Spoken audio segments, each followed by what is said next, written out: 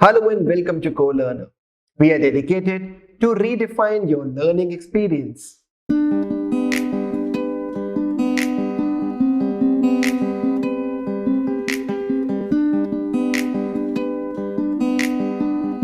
इस वीडियो में मैं आपके साथ बात करूंगा मटेरियल कॉस्टिंग के बारे में। ये video CA, CS, CMA, graduation, MBA हर एक उस बच्चे के लिए बहुत जरूरी है जिसके कोर्स में मटेरियल का थोड़ा बहुत भी कंसेप्ट है। पूरे वीडियो के अंदर हम लोग मटेरियल कॉस्टिंग को कवर करेंगे, तो वीडियो को आखिरी तक देखना ना भूलिएगा। और अगर वीडियो पसंद आए तो लाइक जरूर करिएगा and do subscribe to our channel. चलिए शुरू करते हैं बात मटेरियल कॉस्टिंग के ऊपर। जब हम बात करते हैं मटेरियल कॉस्टिंग की, तो हम लोग को पहले ये समझना पड़ता है कि मटेरियल कॉस्टिंग के अंदर क्या क्या चीजें इंक्लूड होती हैं, या फिर अगर मैं इन अदर वर्ड्स बोलूं तो मुझे मटेरियल कॉस्टिंग में क्या क्या समझ आना चाहिए। तो पहली बात तो मटेरियल कॉस्टिंग में आती है कि हम लोगों को मटेरियल कॉस्टिंग का मीनिंग, जरूरत और उसकी इंपॉर्टेंस तीनों चीजें पता होनी चाहिए। क्या है मटेरियल कॉस्टिंग, क्या उसकी जरूरत है हमें, उसके बाद क्या प्रोसीजर या क्या डॉक्यूमेंटेशन इन्वॉल्व होता है मटेरियल को प्रोक्योर, स्टोर या इशू करने में। अक्सर बच्चे सीधा मटेरियल कॉस्टिंग में आते ही फॉर्मूला पर कूदने लग जाते हैं। मैं ये कभी भी सजेस्ट नहीं करता हूं।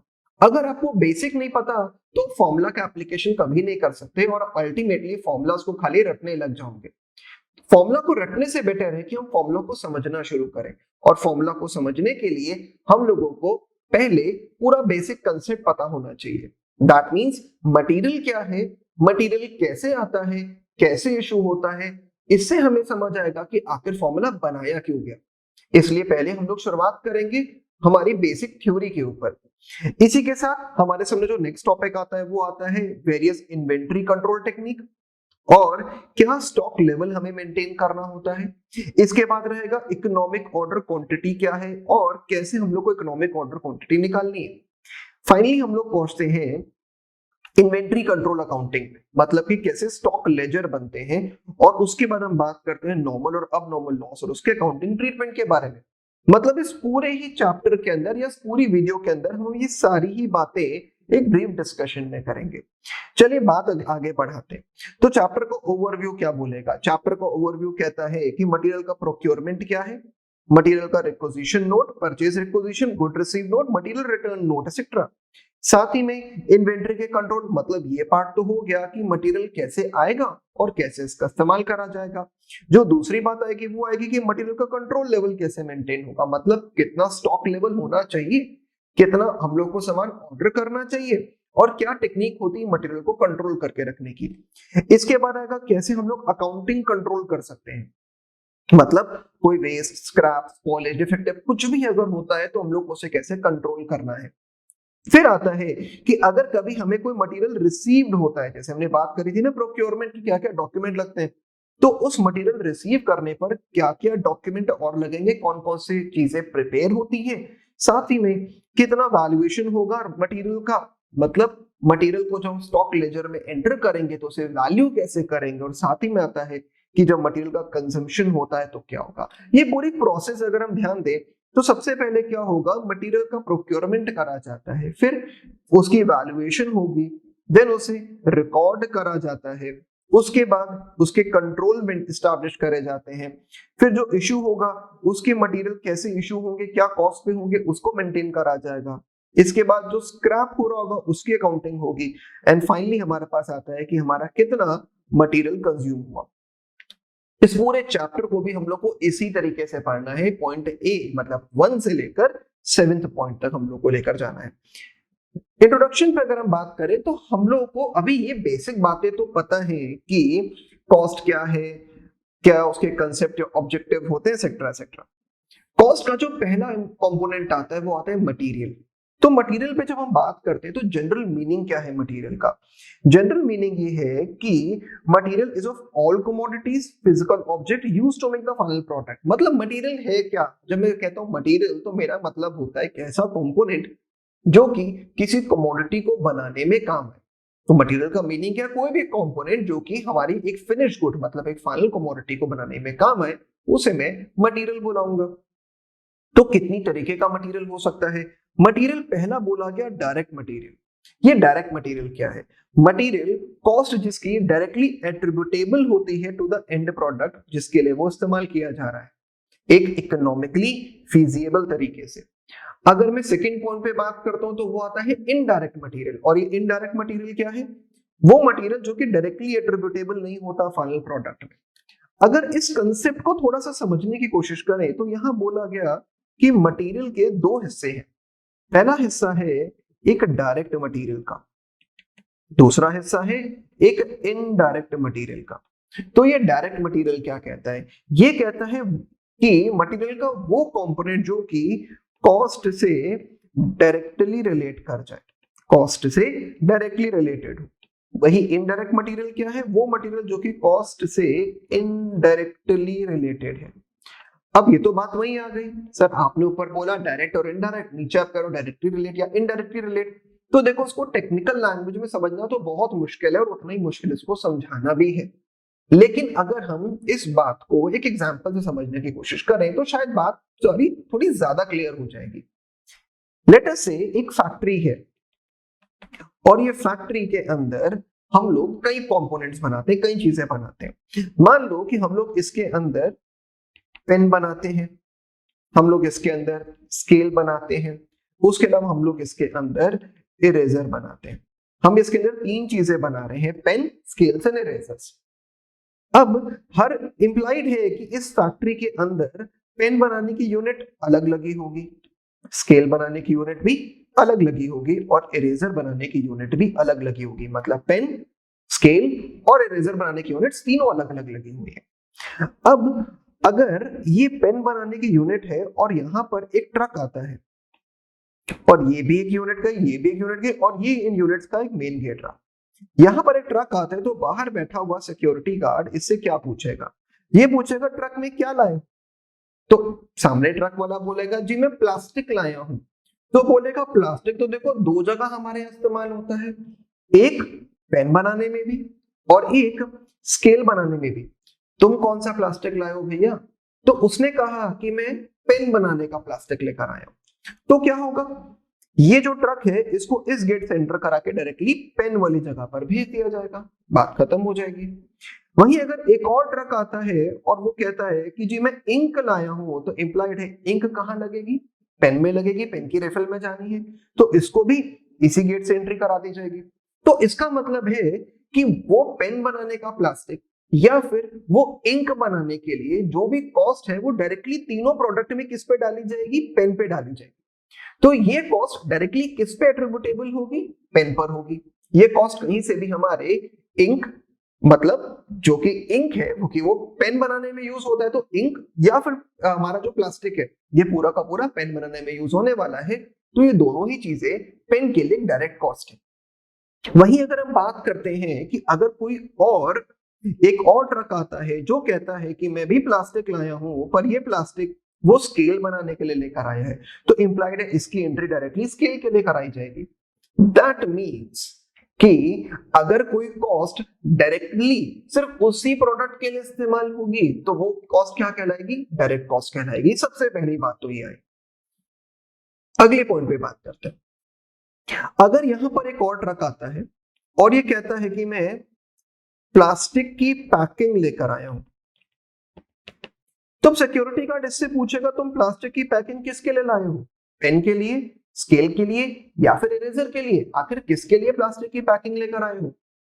इस केस में वो ट्रक ड्राइवर कहता है कि जी मुझे नहीं पता, मुझे तो बोला गया है कि फैक्ट्री में दे दो। अब ये भाई सब भी कंफ्यूज, ये करें क्या?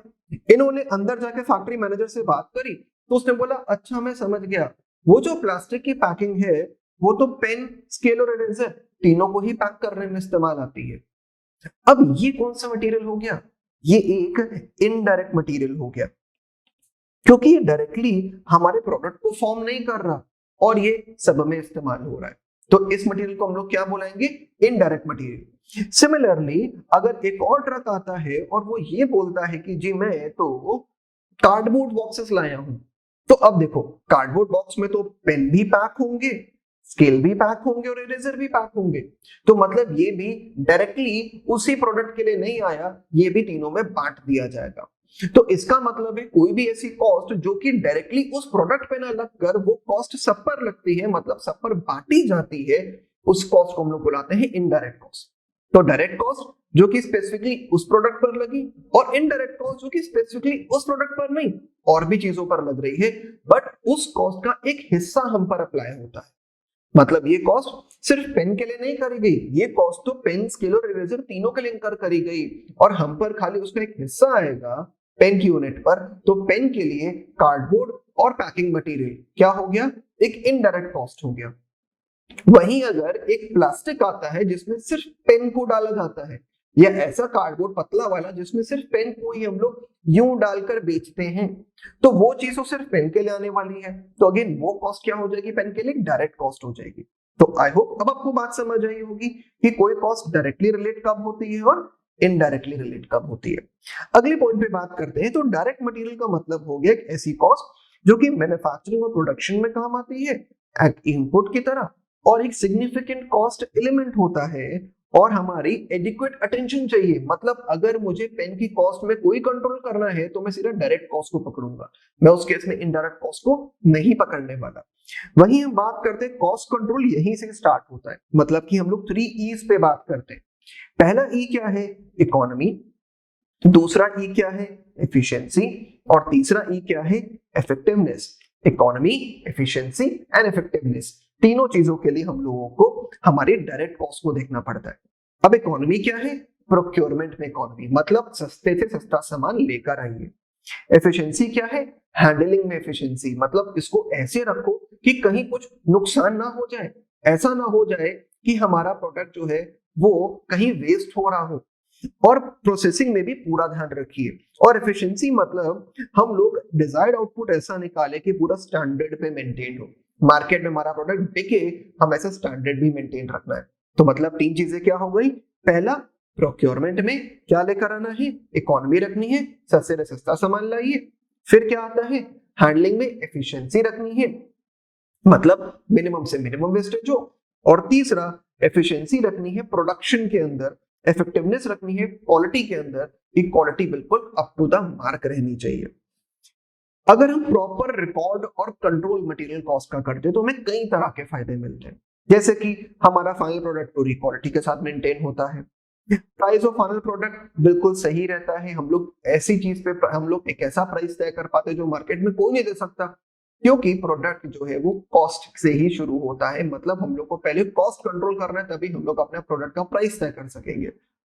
फिर आता है प्रोडक्ट कंटिन्यूअली बिकता रहता है, कंटिन्यूटी प्रोडक्ट की मेंटेन रहती है।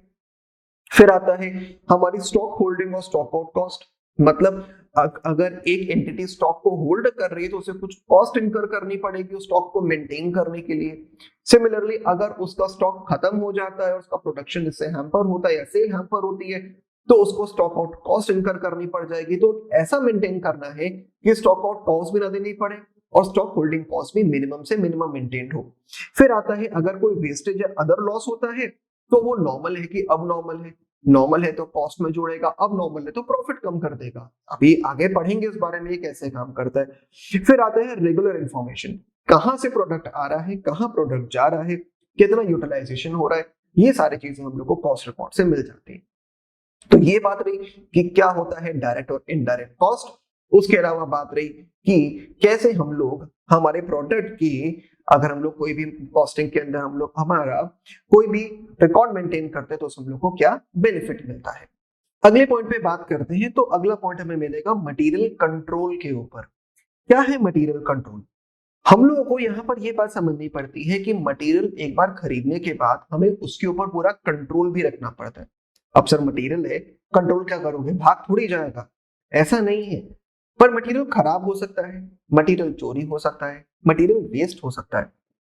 इन सब बातों को समझने के लिए हम लोग को ये करना पड़ता है कि मटेरियल को टोटल कॉस्ट एलिमेंट में एक एप्रोप्रिएट जगह देनी पड़ती है और फिर उसका कंट्रोल भी रखना पड़ता है। कैसे कंट्रोल करा जाएगा जरा बात समझते हैं। सबसे पहली बात तो ये आती है कि क्यों हम लोग मटेरियल को कंट्रोल कर रहे हैं। पहला है कि हमारे प्रोडक्शन प्रोसेस में कोई भी इंटरप्शन ना आए। मतलब जब हम लोग अपने मटेरियल को प्रॉपरली कंट्रोल करेंगे तो हमारा पास मटेरियल हमेशा सफिशिएंट क्वांटिटी में अवेलेबल रहेगा और प्रोडक्शन प्रोसेस चलती रहेगी, उसमें कोई रुकावट नहीं आएगी।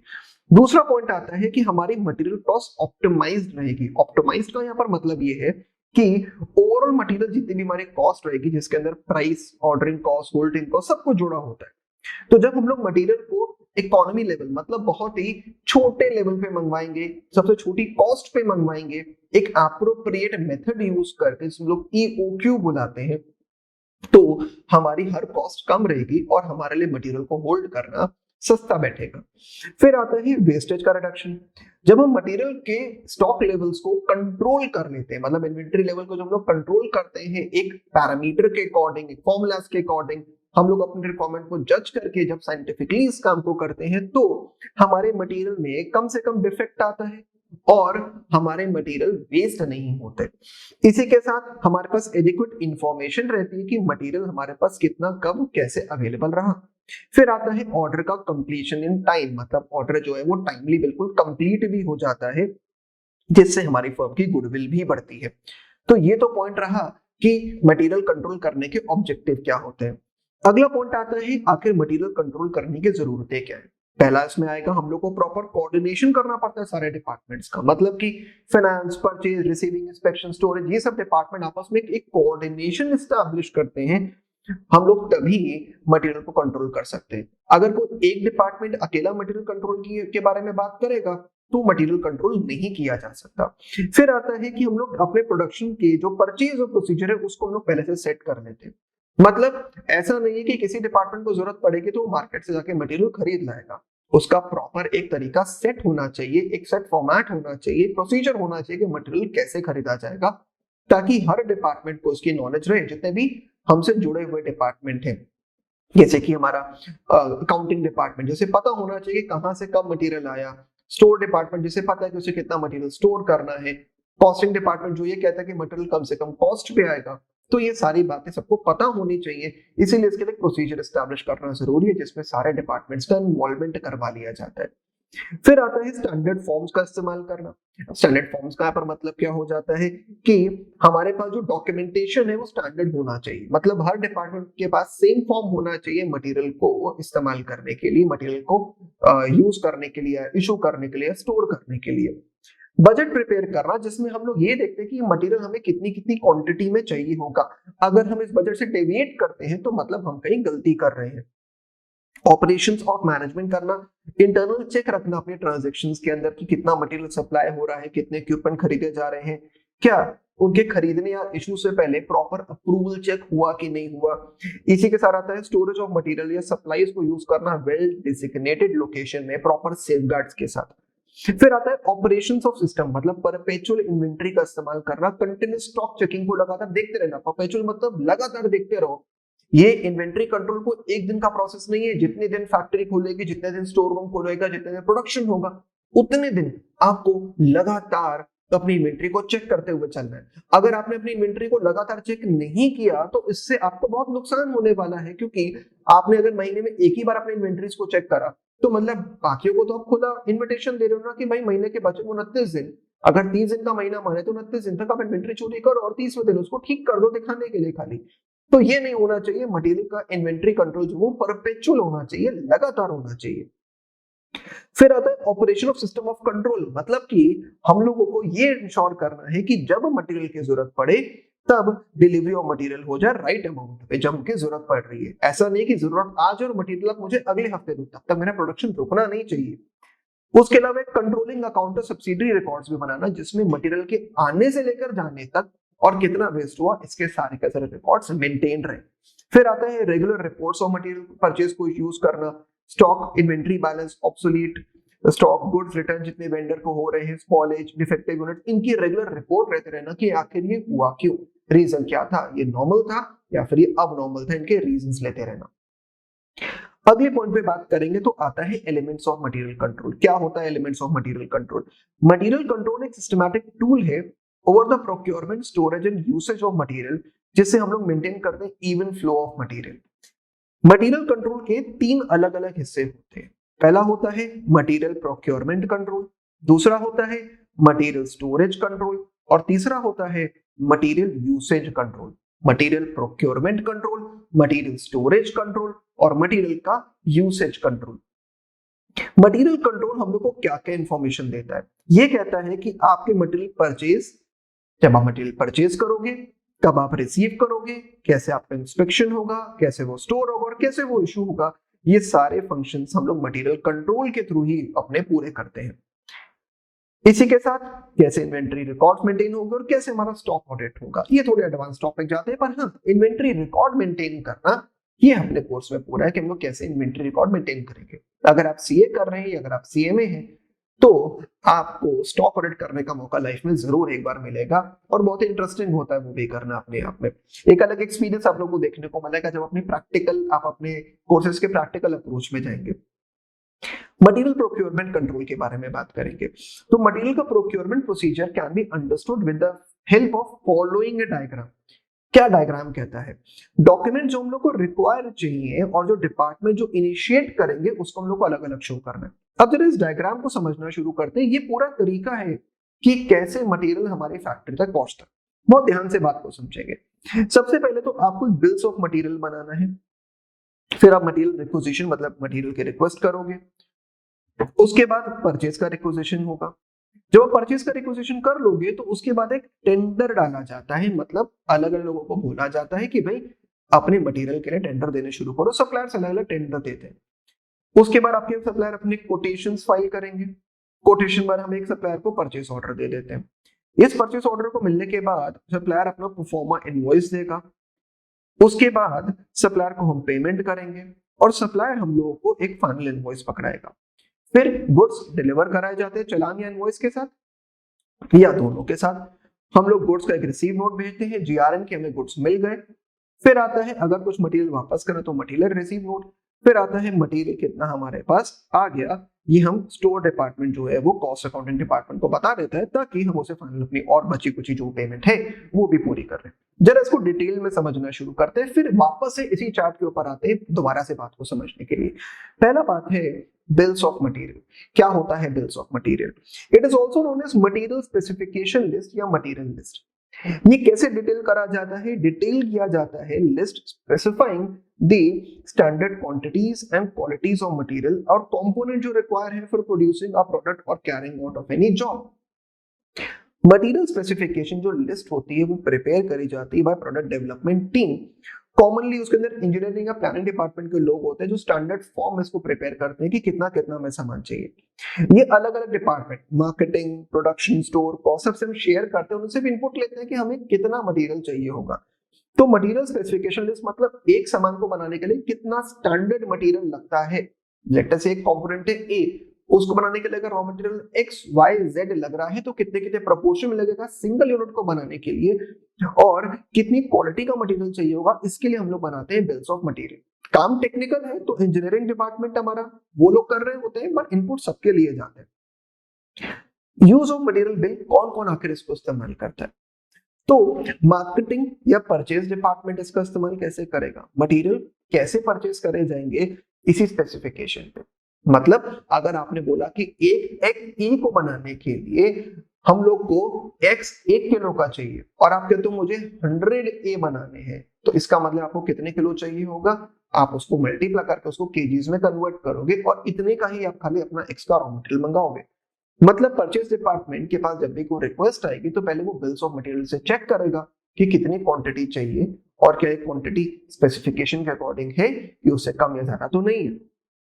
प्रोडक्शन डिपार्टमेंट जब हमें प्रोडक्शन को प्लान करता है, नेचर, वॉल्यूम वगैरह जो भी वो प्लान करेगा वो हमारे बिल्स ऑफ मटेरियल के थ्रू ही प्लान करेगा। इम्प्लाइड है एक मटेरियल को बनाने के लिए इतने का रॉ मटेरियल चाहिए, एक भी हमारे फिनिश गुड को बनाने के लिए, तो परचेज डिपार्टमेंट पहले ये चेक करेगा कि कितने कितने का इनपुट उसे यूज करना है। फिर आता है स्टोर्स डिपार्टमेंट। ये बिल्स ऑफ मटेरियल को एक रेफरेंस की तरह यूज करेगा जब वो इश्यू कर रहा होगा। आपने बोला कि मुझे इतनी यूनिट का XYZ चाहिए तो उसको आइडिया लग जाना चाहिए बिल्स ऑफ मटेरियल के अकॉर्डिंग कि आप इतनी यूनिट का प्रोडक्शन करने वाले। फिर कॉस्ट अकाउंटिंग डिपार्टमेंट, इनके लिए क्या जरूरी है? कॉस्ट या अकाउंटिंग डिपार्टमेंट अपने कॉस्ट और प्रॉफिट को एस्टिमेट करेंगे। उनको ये पता चलेगा कि अगर इतनी यूनिट बननी है तो मतलब इतने का रॉ मटेरियल आएगा, इतने का इशू होगा, इतने का यूज होगा, और वो हर चीज को कंपेयर या वेरीफाई करेंगे डॉक्यूमेंट्स के साथ। तो ये होता है बिल्स ऑफ मटेरियल, जिसके अंदर पहले से ही स्पेसिफाइड होता है कि कितने का इनपुट चाहिए कितने का आउटपुट बनाने के लिए। अगली अगर हम डॉक्यूमेंट पे बात करते हैं उसको हम लोग बुलाते हैं मटेरियल रिक्विजिशन नोट। इसे हम लोग रिक्विजिशन नोट के नाम से भी अक्सर बोल देते हैं जनरल लैंग्वेज में। तो ये वाउचर है जो अथॉरिटी यूज करती है, ऑफ अथॉरिटी, जो कि मटेरियल को इशू करेगी स्टोर से। जनरली प्रोडक्शन डिपार्टमेंट प्रिपेयर करता है जब मटेरियल को विड्रॉ करना होता है on the basis of material requisition list या बिल्स ऑफ मटेरियल। और अगर कोई मटेरियल लिस्ट प्रिपेयर नहीं करी है तो इट इज डिजायरेबल कि task of preparation of material requisition note हम लोग प्लानिंग डिपार्टमेंट पर ही छोड़ दें। मतलब अगर आपके पास कोई भी पहले से अगर आपके पास कोई बिल्स ऑफ मटेरियल की लिस्ट तैयार नहीं है तो फिर प्लानिंग डिपार्टमेंट डिसाइड करता है कि कितना मटेरियल दिया जाए। अदरवाइज हम लोगों को हमेशा मटेरियल रिक्विजिशन नोट का इस्तेमाल करना पड़ता है। अगर आपको कोई भी मटेरियल चाहिए तो आपको पहले मटेरियल रिक्विजिशन नोट देना पड़ेगा, उसी अकॉर्डिंग आपका मटेरियल इशू करा जाता है। Format of material requisition note vary करता है हर इंडस्ट्री के हिसाब से, MIS के हिसाब से और अकाउंटिंग सिस्टम के हिसाब से। डिफरेंस क्या है बिल्स ऑफ मटेरियल और मटेरियल रिक्विजिशन नोट में? बोर मत होइएगा क्योंकि ये जानना बहुत जरूरी है प्रैक्टिकली आपके लिए। कल को ऑडिट वगैरह पर जाओगे, किसी भी ऑर्गेनाइजेशन में काम करोगे, तो अगर आपको ईओको का फॉर्मूला तो याद है, लेकिन अगर आपको ये नहीं पता कि बिल्स ऑफ मटेरियल क्या है या मटेरियल रिक्विजिशन नोट क्या है, तो बिलीव मी बहुत बुरी बेइज्जती करी जाएगी वहां पर। तो इस बात को बहुत ध्यान से समझिएगा कि दोनों में डिफरेंस क्या है। ये एक ऐसा डॉक्यूमेंट है बिल्स ऑफ मटेरियल जो कि इंजीनियरिंग डिपार्टमेंट बनाते हैं, वहीं material requisition note production department या कंज्यूमिंग डिपार्टमेंट बनाता है जिसको मटेरियल चाहिए। बिल्स ऑफ मटेरियल में कंप्लीट शेड्यूल होता है कि कितने कंपोनेंट या पार्ट इस्तेमाल करे जाएंगे, वहीं मटेरियल रिक्विजिशन नोट में डॉक्यूमेंट ये इस बात का होता है स्टोर कीपर का कि मुझे इतना तो मटेरियल दे दो।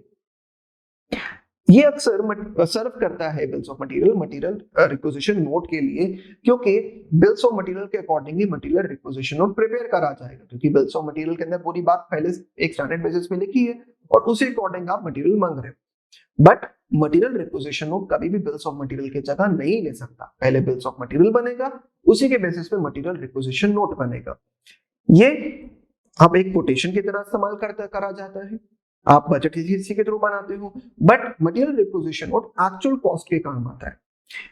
अगर हम बिल्स ऑफ मटेरियल के बारे में बात करते हैं तो एक क्वांटिटेटिव कंट्रोल के थ्रू काम आएगा और यहाँ पर एक्चुअल ड्रॉस फ्रॉम मटेरियल काम आता है। तो ये बात रही कि मटेरियल रिक्विजिशन नोट या फिर बिल्स ऑफ मटेरियल में आखिर फर्क क्या होता है। आगे बात करेंगे तो अगला पॉइंट आया परचेज रिक्विजिशन। क्या होता है परचेज रिक्विजिशन, इसके बारे में बात करते हैं। तो परचेज रिक्विजिशन का मतलब हुआ कि एक ऐसा डॉक्यूमेंट है जो ऑथराइज करता है परचेज डिपार्टमेंट को कि वो ऑर्डर करेगा material specified in the note. हमें पता है कि जो मटेरियल परचेज करना होता है वो प्रोडक्शन डिपार्टमेंट को नहीं करके परचेज डिपार्टमेंट को करने को बोलता है। तो हमेशा दोनों में कोऑर्डिनेशन मेंटेन होना चाहिए परचेज और प्रोडक्शन डिपार्टमेंट के बीच में। तो परचेज रिक्विजिशन एक ऐसा फॉर्म होता है जो कि यूज करा जाता है making a formal request to the purchasing department and to purchase material. ये फॉर्म यूजुअली फिल अप करा जाता है by the store keeper for regular material और by department head for special material. मतलब कि स्टोर कीपर इस form को fill करता है रेगुलर मटेरियल के लिए, और अगर कोई स्पेशल मटेरियल आ रहा है जो कि अब तक नहीं मंगाया गया तो डिपार्टमेंट हेड इसको साइन करेगा और इसको फिल अप करेगा। एक बिगिनिंग में ही कंप्लीट लिस्ट बन जाती है कि कितना मटेरियल और कितना स्टोर आपको विड्रॉ करना होगा, और हम लोग पीरियोडिकली इस लिस्ट को चेक भी करते रहते हैं टाइम टू टाइम कि इसमें कुछ बढ़ाना घटाना तो नहीं।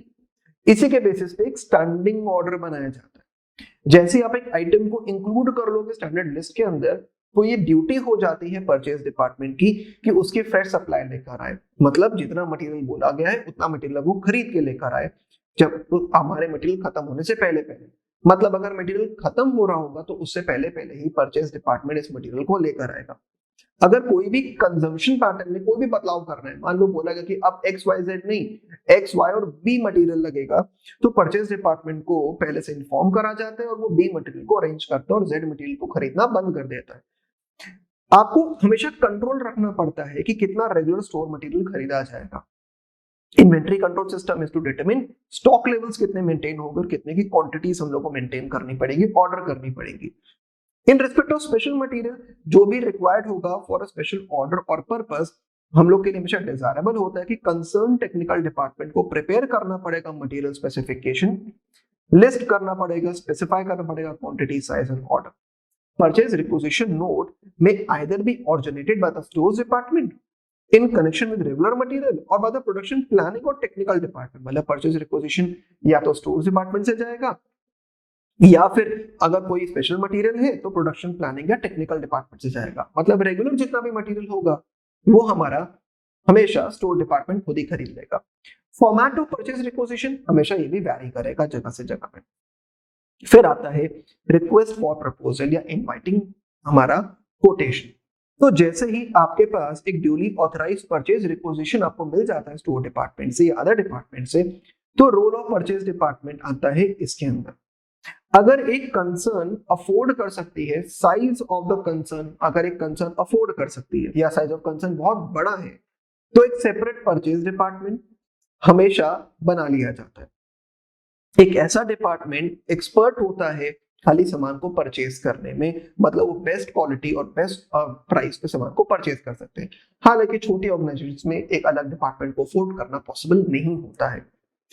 इसके अंदर हम लोग जो परचेज डिपार्टमेंट है वो करेगा क्या क्या। पहले तो ये डिसाइड करते हैं कि उसे क्या खरीदना है, कब खरीदना है, कितना खरीदना है, कहां से खरीदना और कितने प्राइस पे खरीदना है। इसके लिए वो मार्केट के अंदर एक रिक्वेस्ट फॉर प्रपोजल डालता है, मतलब वो कोटेशंस को या टेंडर को इनवाइट करता है। वो पूरी इंफॉर्मेशन इकट्ठी करता है मार्केट में, क्वांटिटी, टेक्नोलॉजी, सर्विस सपोर्ट वगैरह के बारे में, और कुछ वेंडर सिलेक्ट करता है जिनको वो कहता है कि अपना रिक्वेस्ट फॉर प्रपोजल भेजिए, मतलब मुझे सामान खरीदने बताओ किस रेट पर दोगे। कुछ ऑर्गेनाइजेशंस इसको फॉलो करती हैं, ओपन और ट्रांसपेरेंट परचेज पॉलिसी, और इंटरेस्टेड वेंडर्स को बोलती हैं कि अपना कोटेशन भेजिए। इसको हम लोग बुलाते हैं टेंडर नोटिफिकेशन या इन्विटेशन ऑफ टेंडर, मतलब टेंडर डालो। अब जैसे ही हमारे पास को टेंडर आने शुरू होते हैं तो हम लोगों को उसकी कोटेशन को सिलेक्ट करना पड़ता है।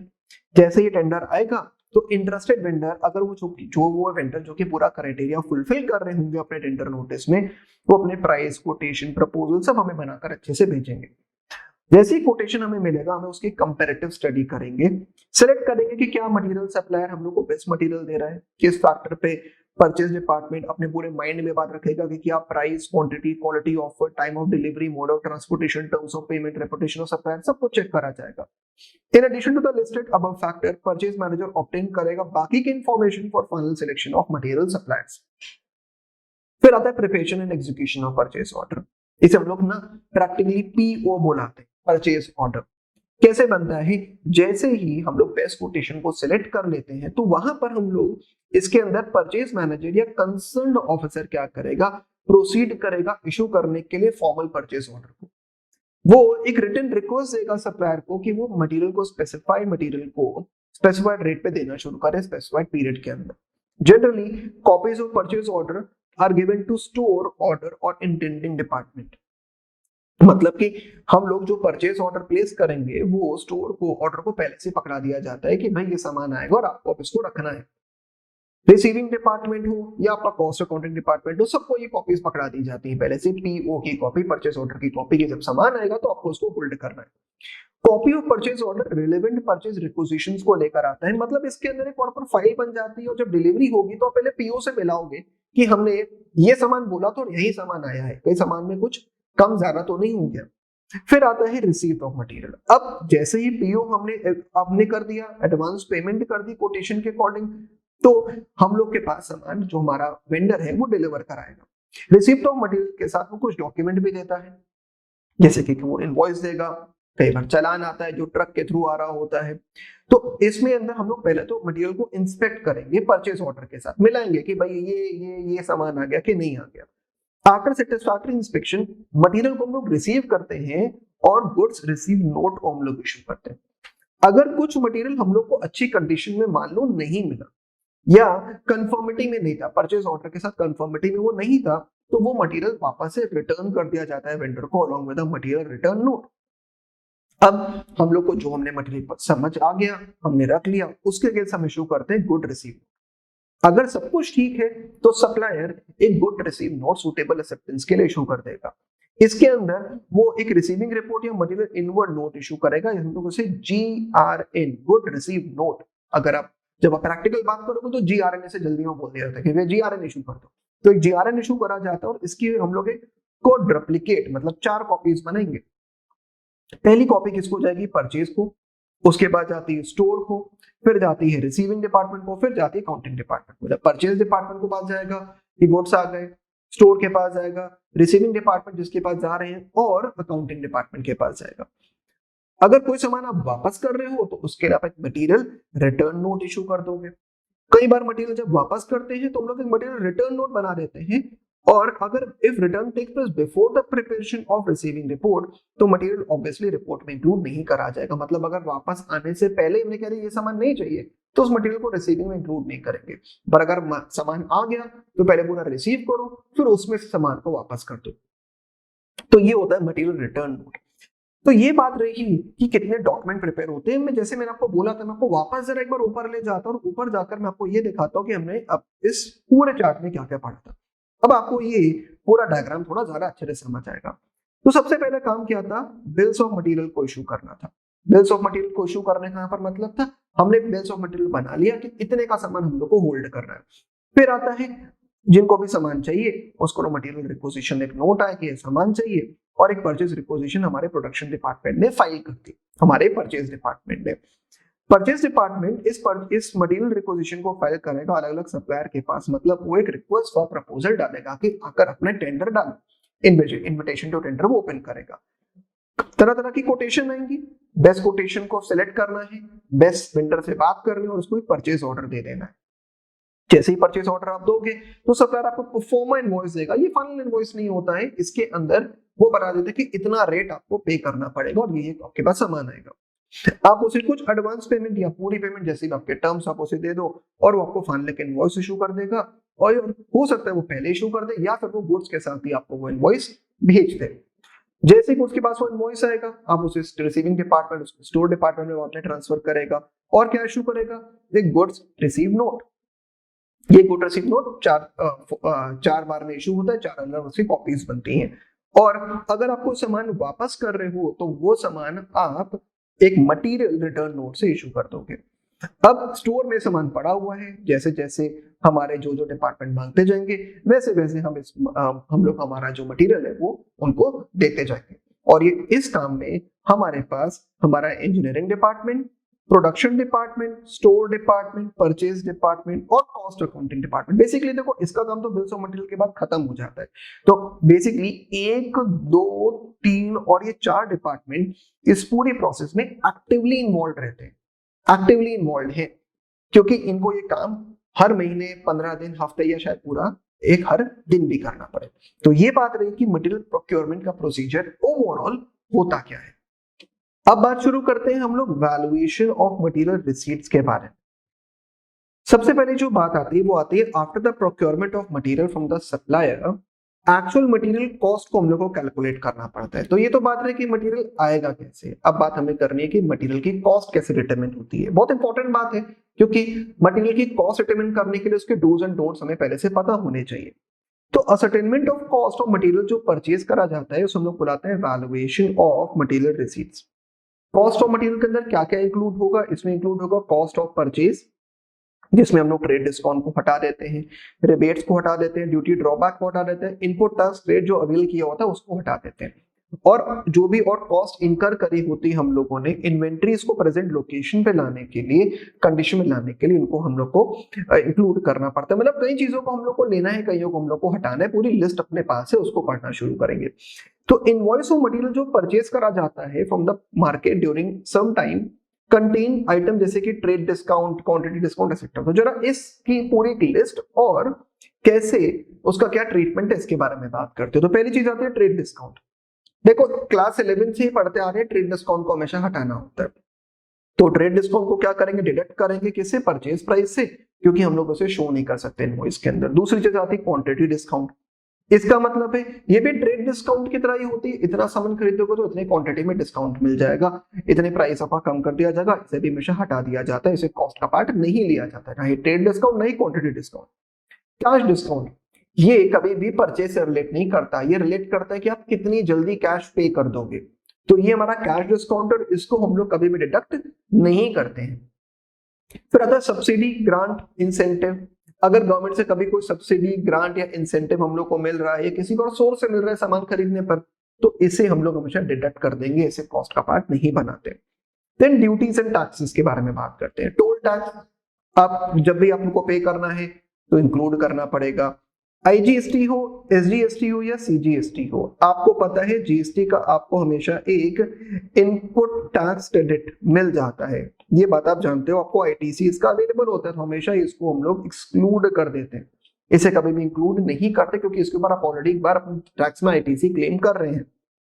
Basic custom duty, custom duty आप पे करते हो अब्रॉड के लिए, तो अब्रॉड से कोई सामान मंगाया होता है तो इसको ऐड किया जाता है, इसे हम लोग नहीं हटा सकते। तो टैक्सेस में बात करें तो टोल टैक्स इंक्लूड होगा, कस्टम ड्यूटी इंक्लूड होगी, जीएसटी एक्सक्लूड कर दिया जाता है। फिर बात करते हैं पेनल्टीज के बारे में। पेनल्टी में पहला आता है डीमोराज। इसका मतलब होता है जब आपने सामान मंगाया, वो पोर्ट पे पड़ा रहा और आपने उसको टाइम से उठाया नहीं, आपने ऑफलोडिंग और अपलोडिंग में, या तो आपका सामान पड़ा रहा और आपने उसको टाइम से भेजा नहीं, आपने सामान टाइम पे आपने उठाया नहीं पोर्ट से, तो आपके ऊपर एक पेनल्टी लगती है, इसे बोलते हैं डीमोराज। इसको हम लोग को इंक्लूड नहीं करना होता है। डिटेंशन चार्जेस है फाइन, कोई भी तरह का नॉन कंप्लायंस का फाइन लगा इंक्लूड नहीं करेंगे, क्योंकि इंक्लूड करोगे तो अल्टीमेटली कॉस्ट पास ऑन करोगे बायर तक, गलती आपकी है, तो आप बायर से इसकी कॉस्ट वसूल नहीं कर सकते। पेनल्टी इंक्लूड नहीं करेंगे, तो कहने का मतलब है किसी भी तरह के पेनल्टी और चार्जेस को हम लोग अपनी कॉस्ट में इंक्लूड नहीं कर सकते। फिर आता है अगला अदर एक्सपेंडिचर। इसमें क्या आएगा, इंश्योरेंस चार्जेस। कोई भी इंश्योरेंस चार्जेस अगर हम लोग पे कर रहे हैं अपने गुड्स को प्रोटेक्ट करने के लिए, तो उसे बिल्कुल इंक्लूड करेंगे अगर ट्रांजिट में गुड्स को प्रोटेक्ट कर रहे हो। कोई भी कमीशन या ब्रोकरेज पे करते हो गुड्स को खरीदने के लिए, बिल्कुल इंक्लूड होगा। फ्रेट इनवर्ड, जो पैसा खर्च किया, फ्रेट खर्च किया सामान को खरीदने के लिए, लाने के लिए, उसे बिल्कुल इंक्लूड करेंगे। कॉस्ट ऑफ कंटेनर, मतलब अगर आपका सामान कंटेनर में आ रहा है, अब जरा यहां तो बहुत ध्यान से बात समझनी पड़ेगी। अगर कंटेनर नॉन रिटर्नेबल है, वापस नहीं होता है, तो आपको कंटेनर आपके पास ही रहेगा, तो हम लोग को उसको ऐड करना पड़ेगा। वहीं अगर आपका कंटेनर रिटर्नेबल है, अगर वो रिटर्नेबल है और उसकी कॉस्ट आपको रिफंड हो जाती है, तो कॉस्ट ऑफ कंटेनर को आप कंसिडर ही नहीं करोगे। अगर अमाउंट ऑफ रिफंड कम है, मतलब मेरे जब कंटेनर खरीदा, मेरा सामान आया 1000 का, कंटेनर का मैंने अलग से दिया 100 रुपया, तो सामान हो गया 1100 का। कंटेनर वापस किया तो मुझे मिला 20 रुपया, तो मतलब 80 रुपीज आप ऐड कर लो, कॉस्ट क्या होगी, 1080 होगी। जितने की कंटेनर की कॉस्ट पड़ी वो तो आपको जोड़नी ही पड़ेगी। शॉर्टेज, अगर कोई शॉर्टेज नॉर्मल रीजन से हुआ, मतलब नेचुरल रीजन है, मैंने सामान मंगाया, मैं ऑयल मंगा रहा था, हवा में इवेपोरेट होना ही था, इवेपोरेशन उसका तय है, तो नॉर्मल लॉस है, उस केस में कॉस्ट को जोड़ लिया जाता है। वहीं अगर वो अब नॉर्मल लॉस है, गलती मेरी थी, लीकेज मुझसे हो गया, तो वो अब नॉर्मल है, उसको नहीं जोड़ोगे। तो नॉर्मल लॉसेस हमेशा जोड़ दिए जाएंगे, अब नॉर्मल लॉस नहीं जोड़ा जाता है। ये कैसे जोड़ता है, ये भी आगे हम समझेंगे कि नॉर्मल और नॉर्मल लॉस को हम लोग कैसे ट्रीट करते हैं।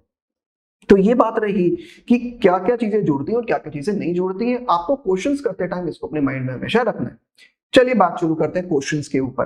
तो पहला क्वेश्चन मेरे सामने आता है कि इनवॉइस जो है in respect of consignment chemical A और बी, ये हमारे सामने है। जरा केमिकल ए पे देखिएगा, केमिकल ए है 10,000 किलो 10 रुपए पर केजी पर आया है। वही केमिकल बी है 8,000 किलो 13 रुपए पर केजी पर आया है, और हम लोग को यहाँ पर उनकी कॉस्टिंग दी हुई है। बेसिक कस्टम ड्यूटी 10% की आपने पे करी, क्रेडिट इज नॉट अलाउड। 20,400 की इम्प्लाइड है जुड़ेगा, रेलवे फ्रेट है इम्प्लाइड है जुड़ेगा। शॉर्टेज हुआ था 500 केजीज का केमिकल ए में और 320 केजी का केमिकल बी में, और हमने नोटिस किया क्योंकि ये नॉर्मल ब्रेकेज की वजह से हुआ था। आपको रेट पर केजी निकालना है और मान के चलना है कि 2% का फर्दर शॉर्टेज भी हमारा होने वाला है। तो चलो इस पे जरा बात करते हैं। मैंने यहाँ लिखा ए और यहाँ मैंने लिखा बी। फर्स्ट ऑफ ऑल तो मैंने यहाँ पर ए और बी लिख दिया। अब मुझे कितना कितना रॉ मटेरियल मैंने यहाँ पर मंगवाया है, तो जरा देखिएगा 10,000 केजी और 8,000 केजी मैंने मंगवाया। तो मैंने यहाँ पे लिखा क्वांटिटी परचेज में 10,000 केजी, और यहाँ मैंने लिखा 8,000 केजी। एक तो मैंने ये लिखा। अब आपको पता है कितना कितना रॉ मटेरियल मेरा खराब हुआ है, 500 केजी का मेरा खराब हुआ है और 320 केजी का बी में। तो मैंने यहाँ पे माइनस कितना कर दिया, जो मेरा शॉर्टेज पड़ा 500 केजी का और 320 केजी का, इसको माइनस कर लेंगे। तो माइनस करते यहाँ पर आता है 9500, यहाँ आता है 7680। इसके बाद आगे बात करेंगे आपके, तो 2% का और खराब होने वाला है, तो मैंने यहाँ पे माइनस कर दिया। फर्दर शॉर्टेज कितनी होगी, फर्दर शॉर्टेज आप कहते हो जी 2% की होगी, तो 9500 का 2% कितना होता है 190, 7680 का 2% कितना होता है 153.60। तो कितनी क्वांटिटी मेरे पास अवेलेबल है, क्वांटिटी जो अवेलेबल है मेरे पास फाइनली वो है 9500 में से 190 माइनस करेंगे, ये आ गया 9310, में से माइनस करेंगे 153.6, यहाँ आ गया 7526.0, ये आगे मेरे पास कितनी क्वांटिटी अवेलेबल रहेगी। अगले पॉइंट पे बात करते हैं, तो अब बात आती है कॉस्ट के बारे में। देखो कॉस्ट उन्होंने हम लोग को अभी ओवरऑल निकाल कर दी हुई है, हमें क्या पहले करना है, कॉस्ट को अलग अलग करना पड़ेगा। तो अलग अलग करने के लिए मैंने यहाँ पे जब कॉस्टिंग निकालनी शुरू करी तो यहाँ पर आता है केमिकल ए और केमिकल बी। चलो पहले मैं इसकी परचेज कॉस्ट के बारे में बात कर लेता हूँ। तो मेरे सामने कितने की परचेज कॉस्ट आती है, 10,000 kg है 10 रुपए पर, कितना हो गया 1 लाख। फिर यहाँ कितनी है 8,000 kg है 13 रुपए पर, कितना हो गया 1,04,000। 1 लाख और 1,04,000, एक तो ये आ गया। ऐड क्या कर देंगे इसमें, बेसिक कस्टम ड्यूटी 10% की जो मैंने पे करी, बोला कहते ना 10% की है और आईटीसी अवेलेबल नहीं तो क्या करना है, जोड़ देना। तो 10,000 यहाँ आ गया, 1,400 यहाँ आ गया, तो क्लिक मारा, यहाँ हो गया 1,10,000, यहाँ हो गया 1,14,400, 1,14,400, एक तो ये आ गया। अब बात करते हैं रेलवे फ्रेट पे, 3840 आपने पे करा है और रेलवे फ्रेट हम लोग को किस पे लेना था, हम लोग को देखना कि कितनी कितनी हमने क्वांटिटी ली है, उस बेसिस पर हम लोग उसको पोर्शन कर देंगे। तो मैंने यहाँ पे जोड़ दिया फ्रेट, कितनी कितनी क्वांटिटी ली आपने ली थी, सबसे पहले जो क्वांटिटी ली थी सिर्फ उसको देखेंगे, 10 और 8। तो अगर मैं 10 और 8 बोलूं तो मतलब क्या हो गया 5:4। तो मुझे यहाँ क्या करना है 5:4 में इसको बांट देना है। तो फ्रेट को यहाँ मैं बांटना शुरू करता हूँ, 10,000 divide by 9 into 5, that means 3840 को मैं बांटूंगा 3840 को 5:4 में। तो 3840 divide by 9 into 5, that means 2133 यहां आ जाता है, और 3840 डिवाइड बाय 9 इंटू 4 करा तो यहां पर आ जाएगा 1707, ये अभी मेरे पास आ गया। तो 1,10,000 प्लस 2133 कितना होता है 1,12,133, और 1,14,400 प्लस 1,707 ये होता है 1,16,107। ये मेरे पास आ गया। मेरी टोटल कॉस्ट कितनी आ रही है, अगर आप ध्यान दोगे तो ये मेरे पास मेरी टोटल कॉस्ट जो है वो निकल आती है, ये आगे टोटल कॉस्ट कितनी है। अब बस मुझे करना क्या है, मुझे अपनी क्वांटिटीज इसको डिवाइड करना है। तो मुझे क्वांटिटी या कॉस्ट पर केजी मुझे यहाँ मिल जाएगा, यहाँ मुझे मिलेगा कॉस्ट पर केजी। जरा चेक कर लेते हैं। तो यहाँ पे मैंने कितनी की निकाली थी भाई, 9310 यहाँ निकाला था, 7526.40 यहाँ निकाला था, तो 112,133 डिवाइड बाय 9310 कितना आ गया 12.04 यहाँ पर आ जाता है। 116,107 डिवाइड बाय 7526.4 तो 15.43 यहाँ पर आ जाता है। तो ये आगे मेरे सामने मेरी टोटल फाइनल कॉस्ट है। तो आपने ध्यान दिया हो, तो हम लोग को बस करना क्या होता है, कॉस्टिंग्स को जोड़कर डिवाइड बाय टोटल, हम लोग को हमारा जो टोटल है जितना भी हमारा क्वांटिटी हमने परचेज करी बस मुझे वो डिवाइड करनी थी।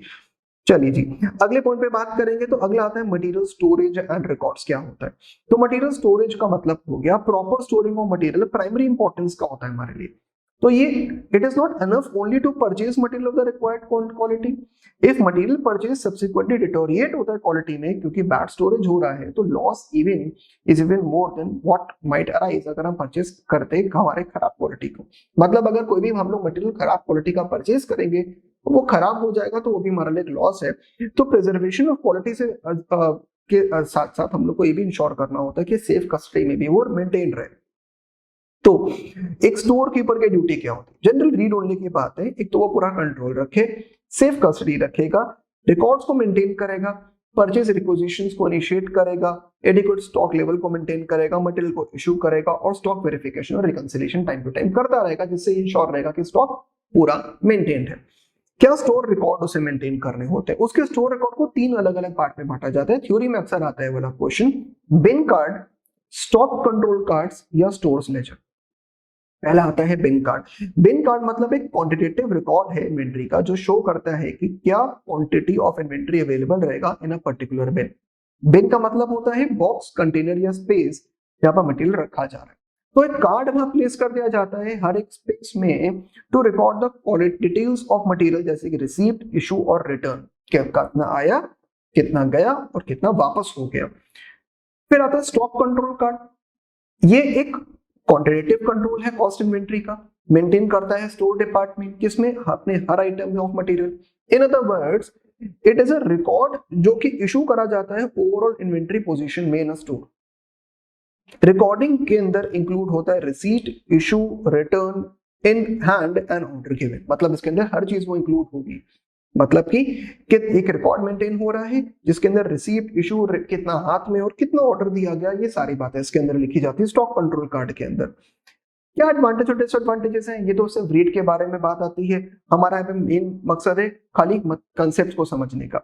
तो अगला आता है स्टोर्स लेजर। इसका मतलब क्या हुआ, स्टोर लेजर मेंटेन करा जाता है रिकॉर्ड करने के लिए दोनों क्वांटिटी और कॉस्ट को जो कि इशू हो रहा है। एक सब्सिडरी लेजर की तरह हम लोग ऐसे मेंटेन करते हैं। It is maintained by the cost accounting department. Source document को हम लोग पोस्ट करते हैं लेजर में आर गुड रिसीव नोट और material requisition note. The first two forms are records of quantity received, issued and those in balance. But in the third record मतलब stores ledger के अंदर value received, issues और closing balance को भी हम लोग maintain करते हैं। Usually record of quantity मतलब कि bin card, store control card हम लोग are kept by the storekeeper, store department में, while record of both quantity and values maintained by the cost accounting department। जब हम इन तीनों कंसेप्ट को पढ़ते हैं तो माइंड में कुछ कंफ्यूजन आ जाते हैं क्योंकि तीनों बिल्कुल सेम लगने लग जाते हैं। जरा डिफरेंसेस समझना शुरू करते हैं। तो पहले मैंने बात उठाई बिन कार्ड और स्टोर्स लेजर के बीच में। बिन कार्ड कौन मेंटेन करता है, एक स्टोर कीपर करता है स्टोर में। वहीं स्टोर्स लेजर कौन मेंटेन करता है, एक कॉस्ट अकाउंटिंग डिपार्टमेंट के अंदर मेंटेन होता है। तो स्टोर्स लेजर कॉस्ट अकाउंटिंग का काम है और बिन कार्ड स्टोर हमारे स्टोर कीपर का काम है। इसमें क्वांटिटेटिव डिटेल्स आती हैं और उसमें क्वांटिटी और वैल्यू दोनों आती है। बहुत बड़ा फर्क क्या है, बिन कार्ड में सिर्फ क्वांटिटी है, सोर्स लेजर के अंदर क्वांटिटी और वैल्यू दोनों आ रही है। इसमें एंट्री तब करी जाती है जब ट्रांजैक्शन हो रही होती है। It is posted after the transaction. Transaction हो गई, सामान आ गया चला गया, उसके बाद इसकी एंट्री होगी। और बिन कार्ड में सामान जाते समय या आते समय ही एंट्री करी जाएगी। हर ट्रांजैक्शन इंडिविजुअली पोस्ट होती है और इसमें समरी फॉर्म पे मतलब ओवरऑल इकट्ठा करके पोस्ट होगा, एक एक इंडिविजुअली कभी पोस्ट नहीं होती। इंटर डिपार्टमेंट ट्रांसफर बिन कार्ड का पार्ट नहीं है। एक डिपार्टमेंट से दूसरे डिपार्टमेंट में जाएगा तो उसको स्टोर वालों को उससे कोई मतलब नहीं है, स्टोर वाला अपनी जगह बैठा है। मगर यहाँ पर स्टोर्स लेजर में एक से दूसरे जॉब में जाने के लिए हम लोग उन कॉस्ट को रिकॉर्ड करते हैं क्योंकि हमारे ये हर डिपार्टमेंट के प्रोडक्शन जो प्रोडक्शन हो रहा है उसकी कॉस्ट पे डायरेक्टली इंपैक्ट डालता है। क्या है इन्वेंट्री कंट्रोल, तो chartered institute of management accounting CIMA जिनको हम लोग कॉस्ट अकाउंटेंट्स बुलाते हैं, इन लोगों ने, क्योंकि कॉस्ट के पायनियर तो कॉस्ट अकाउंटेंसी है, CIMA वाले ही है। जैसे हम ICAI वाले अकाउंटिंग के पायनियर हैं, ICSI वाले कंपनी लॉ के और बाकी लॉस के पायनियर हैं, ऐसे कॉस्ट अकाउंटिंग के जो पायनियर हैं वो हमारे हैं CIMA का इंस्टीट्यूट। तो CIMA ने क्या बोला, इन्होंने बोला है function of ensuring that sufficient goods are retained in stock to meet all requirements without carrying unnecessary large stocks। मतलब इतना स्टॉक मेंटेन करो कि सारे के सारे रिक्वायरमेंट्स पूरी हो जाए बिना कोई अननेसेसरी लार्ज स्टॉक को मेंटेन किए हुए। तो ऑब्जेक्टिव ऑफ इन्वेंटरी कंट्रोल क्या कहता है, यहाँ पर ध्यान किस बात का रखना है। ऑब्जेक्टिव ऑफ इन्वेंटरी कंट्रोल कहता है कि आपको बैलेंस मेंटेन करना है सफिशिएंट स्टॉक और ओवर स्टॉक के बीच में। क्या होगा, कितना स्टॉक जरूरी है और कितना ज्यादा आ गया। तो स्टॉक हम लोग को मेंटेन करना पड़ता है इस पॉइंट ऑफ व्यू से कि हम लोग मीट आउट करें प्रोडक्शन रिक्वायरमेंट को, ऐसे कि हमारा प्रोडक्शन अनइंटरप्टेड प्रोडक्शन चलता रहे, लगातार प्रोडक्शन चलता रहे। तो मेन ऑब्जेक्टिव क्या हुआ, ये हुआ कि स्टॉक आउट नहीं होना चाहिए, कभी स्टॉक खत्म ना हो जाए और स्टॉक ज्यादा भी ना आ जाए। तो इन्वेंट्री कंट्रोल किस पे दिमाग चलाएगा कि स्टॉक कभी कम ना पड़ जाए और स्टॉक कभी ज्यादा ना आ जाए। तो हम लोग को इसी के अंदर इन्वेंट्री कंट्रोल करना है। कितने तरीकों से हो सकता है, पहला तो होता है क्वांटिटी के ऑब्जेक्टिव डिसाइड कर लो, फिर होता है उसको क्लासिफाई कर लो, रेशियो एनालिसिस कर लो या फिजिकल कंट्रोल कर लो। तो ये चारों मेथड है जिससे हम लोग अपने इन्वेंट्री को कंट्रोल कर रहे होते हैं। तो उसमें पहला मेथड क्या आता है, इन्वेंट्री कंट्रोल के अंदर क्वांटिटी को चेक करना। बात शुरू करेंगे इन्वेंट्री कंट्रोल की, क्वांटिटी को हम लोग कैसे ट्राई करेंगे। बात शुरू करते हैं इन्वेंट्री कंट्रोल्स के बारे में। तो क्या है इन्वेंट्री कंट्रोल, कैसे, क्वांटिटेटिव लेवल्स पे। तो हम लोग को इसके अंदर क्या क्या कंप्यूट करना होता है। पहले तो आता है रीऑर्डर लेवल, हमारा कितना ROL है, किस लेवल पर आकर हम लोग को अपने स्टॉक को दोबारा से ऑर्डर करना है। दूसरा आता है रीऑर्डर क्वांटिटी, जिसको हम लोग EOQ से भी निकाल सकते हैं। फिर आता है maximum stock level, minimum stock level, average stock level, danger level या फिर बफर स्टॉक। मतलब मैक्सिमम कितना हद से स्टॉक रखना है, मिनिमम कितना स्टॉक एटलीस्ट होना चाहिए, एवरेज नॉर्मली कितना रखते हो, डेंजर इमरजेंसी के लिए कितना, और बफर स्टॉक सडन डिमांड को पूरा करने के लिए। एक एक फॉर्मूला पे बात उठाएंगे। तो पहले तो आया रीऑर्डर लेवल। क्या है रीऑर्डर लेवल? का मतलब होता है कि कितने लेवल पे हम लोग को हमेशा ऑर्डर कर देना है। अगर मैं आपके सामने इसकी एक लिस्ट बनाऊं तो मैंने यहां पर बनाया मेरा मैक्सिमम लेवल, यहां पर मैंने अपना बनाया मिनिमम लेवल, और यहां मैंने बीच में बना दिया एक रीऑर्डर लेवल। रीऑर्डर लेवल और मैक्सिमम लेवल के बीच का जो डिफरेंस होता है वो होता है रीऑर्डर क्वांटिटी, मतलब इतनी क्वांटिटी हम लोग को मंगानी है। तो अगर मैं पहले बात करूंगा रीऑर्डर लेवल पे, मतलब कितना मुझे स्टॉक मेंटेन करना है, तो इसको मैं कैसे कंप्यूट करता हूं? Maximum consumption into maximum reorder period. हद से हद कितना कंज्यूम करना है और कितना रीऑर्डर करना है, हद से हद कितना कंज्यूम करना है और कितना रीऑर्डर करना है, इसे हम लोग बुलाएंगे हमारा रीऑर्डर लेवल। दो कंपोनेंट है। पहला कंपोनेंट क्या आया? मैक्सिमम कंजम्पशन मेरा कितना हो जाएगा, मैं इसे मल्टीप्लाई करूंगा मैक्सिमम रीऑर्डर टाइम से, मतलब जब मैं ऑर्डर करूंगा तब से आने में कितना समय लग जाएगा, इसे बुलाते हैं रीऑर्डर टाइम। अगर आप ध्यान दो, यहां दोनों ही जगह हम लोगों ने मैक्सिमम का यूज किया है, यहां भी मैक्सिमम यहां भी मैक्सिमम। क्या है मैक्सिमम? मैक्सिमम जरा इसको समझना शुरू करते हैं। मैक्सिमम का यहां पर मतलब होता है कि हम लोग कितना मैक्सिमम एक दिन में कंज्यूम कर लेंगे, एक बार में हम कितना मैक्सिमम कंजम्पशन कर सकते हैं। अब देखो ये प्रोडक्शन एक्टिविटी पे डिपेंड करेगा, कितने पीरियड के बारे में बात हो रही है, वीक, मंथ या फिर डे, कैसे भी हो सकता है। यहां पर हम लोग थोड़ा सा हम लोग ये सोच के चल रहे हैं, थोड़ा प्रूडेंट अप्रोच लेकर चल रहे हैं कि बहुत ज्यादा यूज होगा तो उतना हो जाएगा, तो इतना तो मंगा के ही रखो। हम यहाँ पर एवरेज पे नहीं, यहाँ पर हम मैक्सिमम को लेकर चल रहे हैं कि बहुत ज्यादा यूज होगा तो कितना हो जाएगा। तो इसीलिए हम लोग यहाँ पर सफिशिएंट क्वांटिटी के लिए नॉर्मल और अबनॉर्मल दोनों सिचुएशंस को लेकर चलते हैं, हम लोग हद से हद की सिचुएशन को लेकर चल रहे हैं। वहीं अगर हम बात करते हैं हमारे अगले पॉइंट, मतलब कि हमारे मैक्सिमम लेवल के ऊपर, जितना हमारा मैक्सिमम लेवल है, अगर हम उस पर बात करनी शुरू करते हैं तो हमारा मैक्सिमम लेवल हम लोग आखिर कैसे कंप्यूट कर सकते हैं? जो मैक्सिमम लेवल है हमारा, उसको कंप्यूट करने के लिए हम लोग को फॉर्मूला में थोड़ा सा चेंज करना पड़ता है। जब हम मैक्सिमम कंजम्पशन के बारे में बात करते हैं, मैक्सिमम ऑर्डर के बारे में बात करते हैं, तो हम लोग को यहाँ पे पॉइंट आता है कि मैक्सिमम स्टॉक लेवल कैसे निकलेगा। जो मैक्सिमम स्टॉक लेवल है उसके अंदर हम लोग सबसे पहले तो रीऑर्डर लेवल में रीऑर्डर क्वांटिटी को जोड़ देते हैं। जैसे मैंने अभी आपको ऊपर यहाँ पे बताया ना कि जो हमारा रीऑर्डर लेवल है वो कैसे निकल रहा है। देखो रीऑर्डर लेवल मैंने निकाला, कैसे निकाला? Maximum consumption to maximum reorder time से। तो मैं रीऑर्डर क्वांटिटी जितना मैं ऑर्डर कर रहा हूं उसको मैं यहाँ पर जोड़ दूंगा, तो मुझे क्या मिल जाएगा? मेरा मैक्सिमम लेवल मिल जाएगा। लेकिन देखो, ऑर्डर करने से लेकर रीऑर्डर करने से लेकर क्वांटिटी आने में कुछ समय तो जा रहा है, इस समय में मैं कुछ ना कुछ कंजम्पशन तो कर रहा हूँ। तो मैंने यहां पर क्या बोला? मैंने कहा रीऑर्डर लेवल और रीऑर्डर क्वांटिटी को जोड़ दो और माइनस क्या कर दो?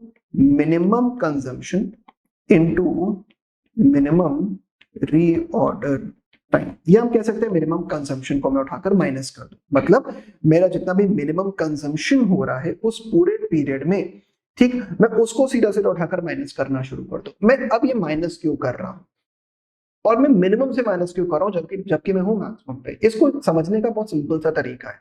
एक कॉस्टिंग से हटके बात करते हैं। आपके घर पे कुछ गेस्ट ने आना है और आप घर पे आराम से बैठे हुए हैं। मम्मी ने फ्रिज खोला, उसमें देखा कि खाली एक गिलास दूध है, तो मम्मी ने चलो नप्पा उठाकर क्या बोला? जल्दी से जाओ दूध लेकर। आपकी मदर इस टाइम पर ये सोच रही कि गेस्ट आके कुछ तो पियेंगे, अगर उनके लिए चाय या कॉफी बनानी तो कोई दूध कम ना पड़ जाए।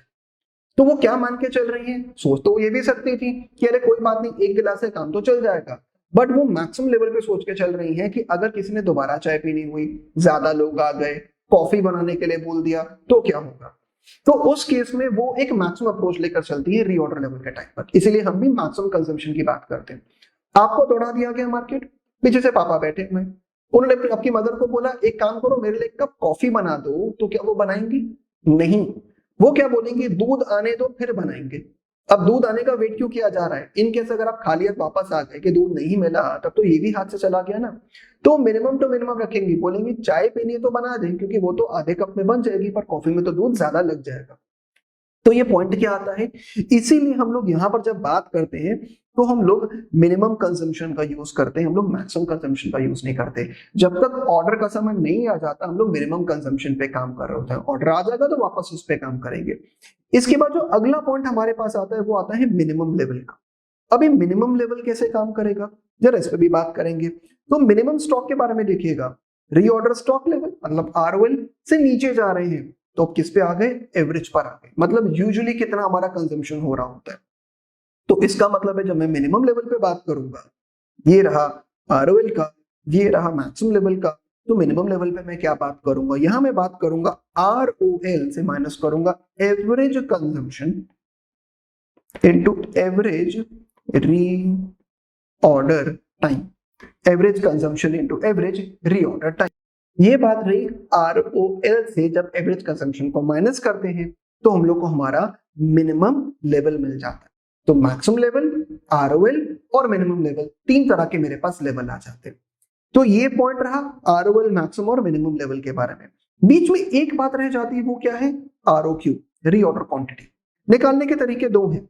अगर कभी ईओक्यू यूज नहीं हो रहा है तब तो हम इसे फॉर्मूला से नहीं निकाल सकते, आपको और कोई इंफॉर्मेशन दी होगी, मतलब या तो आपको ये दिया होगा या फिर आपको कुछ और दिया होगा, तभी बाहर निकाल सकते। बट हम क्या मान के चलते कि जितना हम रीऑर्डर क्वांटिटी कर रहे हैं वो इकोनॉमिक ऑर्डर क्वांटिटी के ऊपर बेस्ड है। अब इकोनॉमिक ऑर्डर क्वांटिटी कैसे काम करती है, ईओक्यू, इकोनॉमिक ऑर्डर क्वांटिटी, ये कैसी क्वांटिटी जो ये मानती है कि हम लोग इस पॉइंट पर मिनिमम ऑर्डरिंग कॉस्ट इंकर कर रहे होंगे और मिनिमम कैरिंग कॉस्ट इंकर कर रहे होंगे। एक ऐसा पॉइंट जहां पर मेरी ऑर्डरिंग और कैरिंग कॉस्ट बिल्कुल बराबर आ जाएगी, उस पॉइंट को मैं बुलाता हूं ईओक्यू, इकोनॉमिक ऑर्डर क्वांटिटी। तो इकोनॉमिक ऑर्डर क्वांटिटी का एक फॉर्मूला मुझे यहां दिया गया है, हालांकि मैं फॉर्मूला से पहले आपको इसके एक ग्राफ पे आपको ले चलता हूं।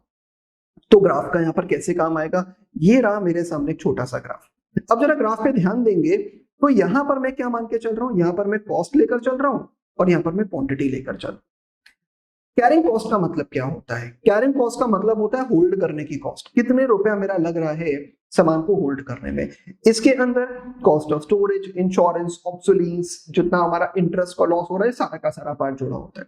वहीं ऑर्डरिंग कॉस्ट के अंदर क्या जुड़ा होगा, एक बार ऑर्डर करने में कितना खर्चा मुझे देना पड़ेगा, ये इसके अंदर जुड़ा होगा। तो ये कैसे निकलेगा जी, ऑर्डरिंग कॉस्ट कैसे निकलेगी, जितने ज्यादा नंबर ऑफ क्वांटिटी बढ़ती चली जाएगी उतनी ज्यादा मेरी ऑर्डरिंग कॉस्ट क्या होगी, कम होती चली जाएगी। कैसे, मैं अगर एक बार में ज्यादा क्वांटिटी मंगाऊंगा तो मुझे इतने कम ऑर्डर प्लेस करने पड़ेंगे। मान लो मुझे 1000 यूनिट्स की जरूरत है, इतना मेरा रिक्वायरमेंट है। अब अगर मैं 10 यूनिट करके एक ऑर्डर में मंगाऊंगा तो मेरे कितने ऑर्डर लगेंगे, मेरे ऑर्डर लग जाएंगे 100। हर बार ऑर्डर की कॉस्ट है हाई रहेगी। वही अगर मैं 100 यूनिट एक बार में मंगवा लूंगा तो मेरे कितने ऑर्डर लगेंगे, 10। और अगर मैं एक ही बार में 1000 मंगवा लूं तो मेरा एक ही ऑर्डर लगेगा, मतलब जितनी ज्यादा मेरी क्वांटिटी होगी उतनी कम मेरी ऑर्डरिंग कॉस्ट होगी।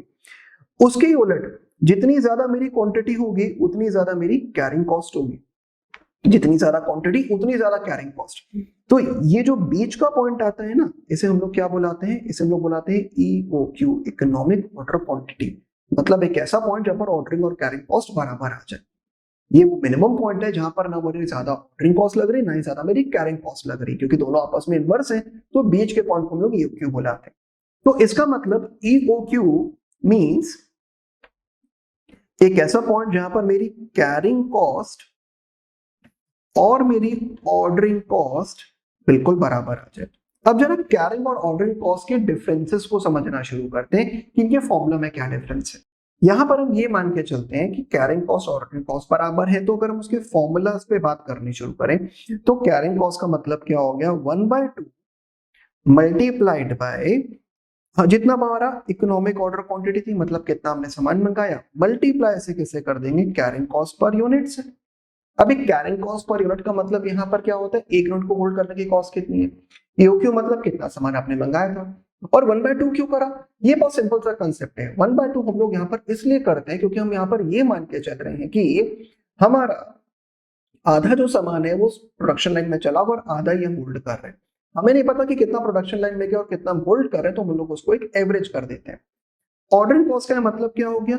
इसका मतलब यहां हुआ number of orders multiplied by ordering cost per unit. अब जरा इसको अगर हम और थोड़ा सा फैलाना शुरू करें इस फॉर्मूला को, तो नंबर ऑफ ऑर्डर्स का मतलब क्या हो गया? एनुअल डिमांड कितनी थी? लेटेस्ट एनुअल डिमांड थी 10,000 यूनिट की, और आपका ईओक्यू कितना है? एक बार में कितना मंगा रहे हो? 1,000। तो हमने इसको डिवाइड किससे कर दिया? ईओक्यू से into ordering cost per unit मैंने यहां पर कर दिया। तो जब मैं इस इक्वेशन को सॉल्व करने लगता हूं, तो यहां आता है 1/2 इंटू ईओक्यू, क्रॉस मल्टीप्लाई करेंगे, बचपन से पढ़ते आ रहे हैं कैसे होता है, और यहां आ जाएगा एनुअल डिमांड, जितनी भी एनुअल डिमांड है, इनटू मैंने कर दिया ordering cost per unit, upon मैंने कर दिया कैरिंग कॉस्ट पर यूनिट। यहां पर अब क्या आ गया? ईओक्यू का whole square twice of annual demand, ये वाला 2 यहां चला गया, एनुअल डिमांड मैंने यहां पर करा, into ordering cost per unit upon carrying cost per unit. फिर मैंने यहां पर क्या करा? ईओक्यू का अंडर रूट, मतलब जो 2 था वो उस तरफ गया तो वो अंडर रूट में कन्वर्ट हो जाएगा होल स्क्वायर का, तो ट्वाइस ऑफ एनुअल डिमांड जितनी भी मेरी आ रही है into ordering cost per unit upon carrying cost per unit. तो बच्चों ये मेरा पूरा फॉर्मूला तैयार हो जाता है ईओक्यू का, ये मेरा पूरा ओवरऑल एक फॉर्मूला बन गया। तो अगर मैं अब बुक के फॉर्मूले पे बात करूं तो देखो बिल्कुल वही फॉर्मूला है, twice into annual requirement into हमारा ऑर्डरिंग कॉस्ट पर यूनिट, ओ से बुलाते हैं, और कैरिंग कॉस्ट को सी बुला देते हैं। तो फॉर्मूला अगर मैं शॉर्ट में बोलूं तो क्या हो जाएगा? Under root of 2AO upon सी।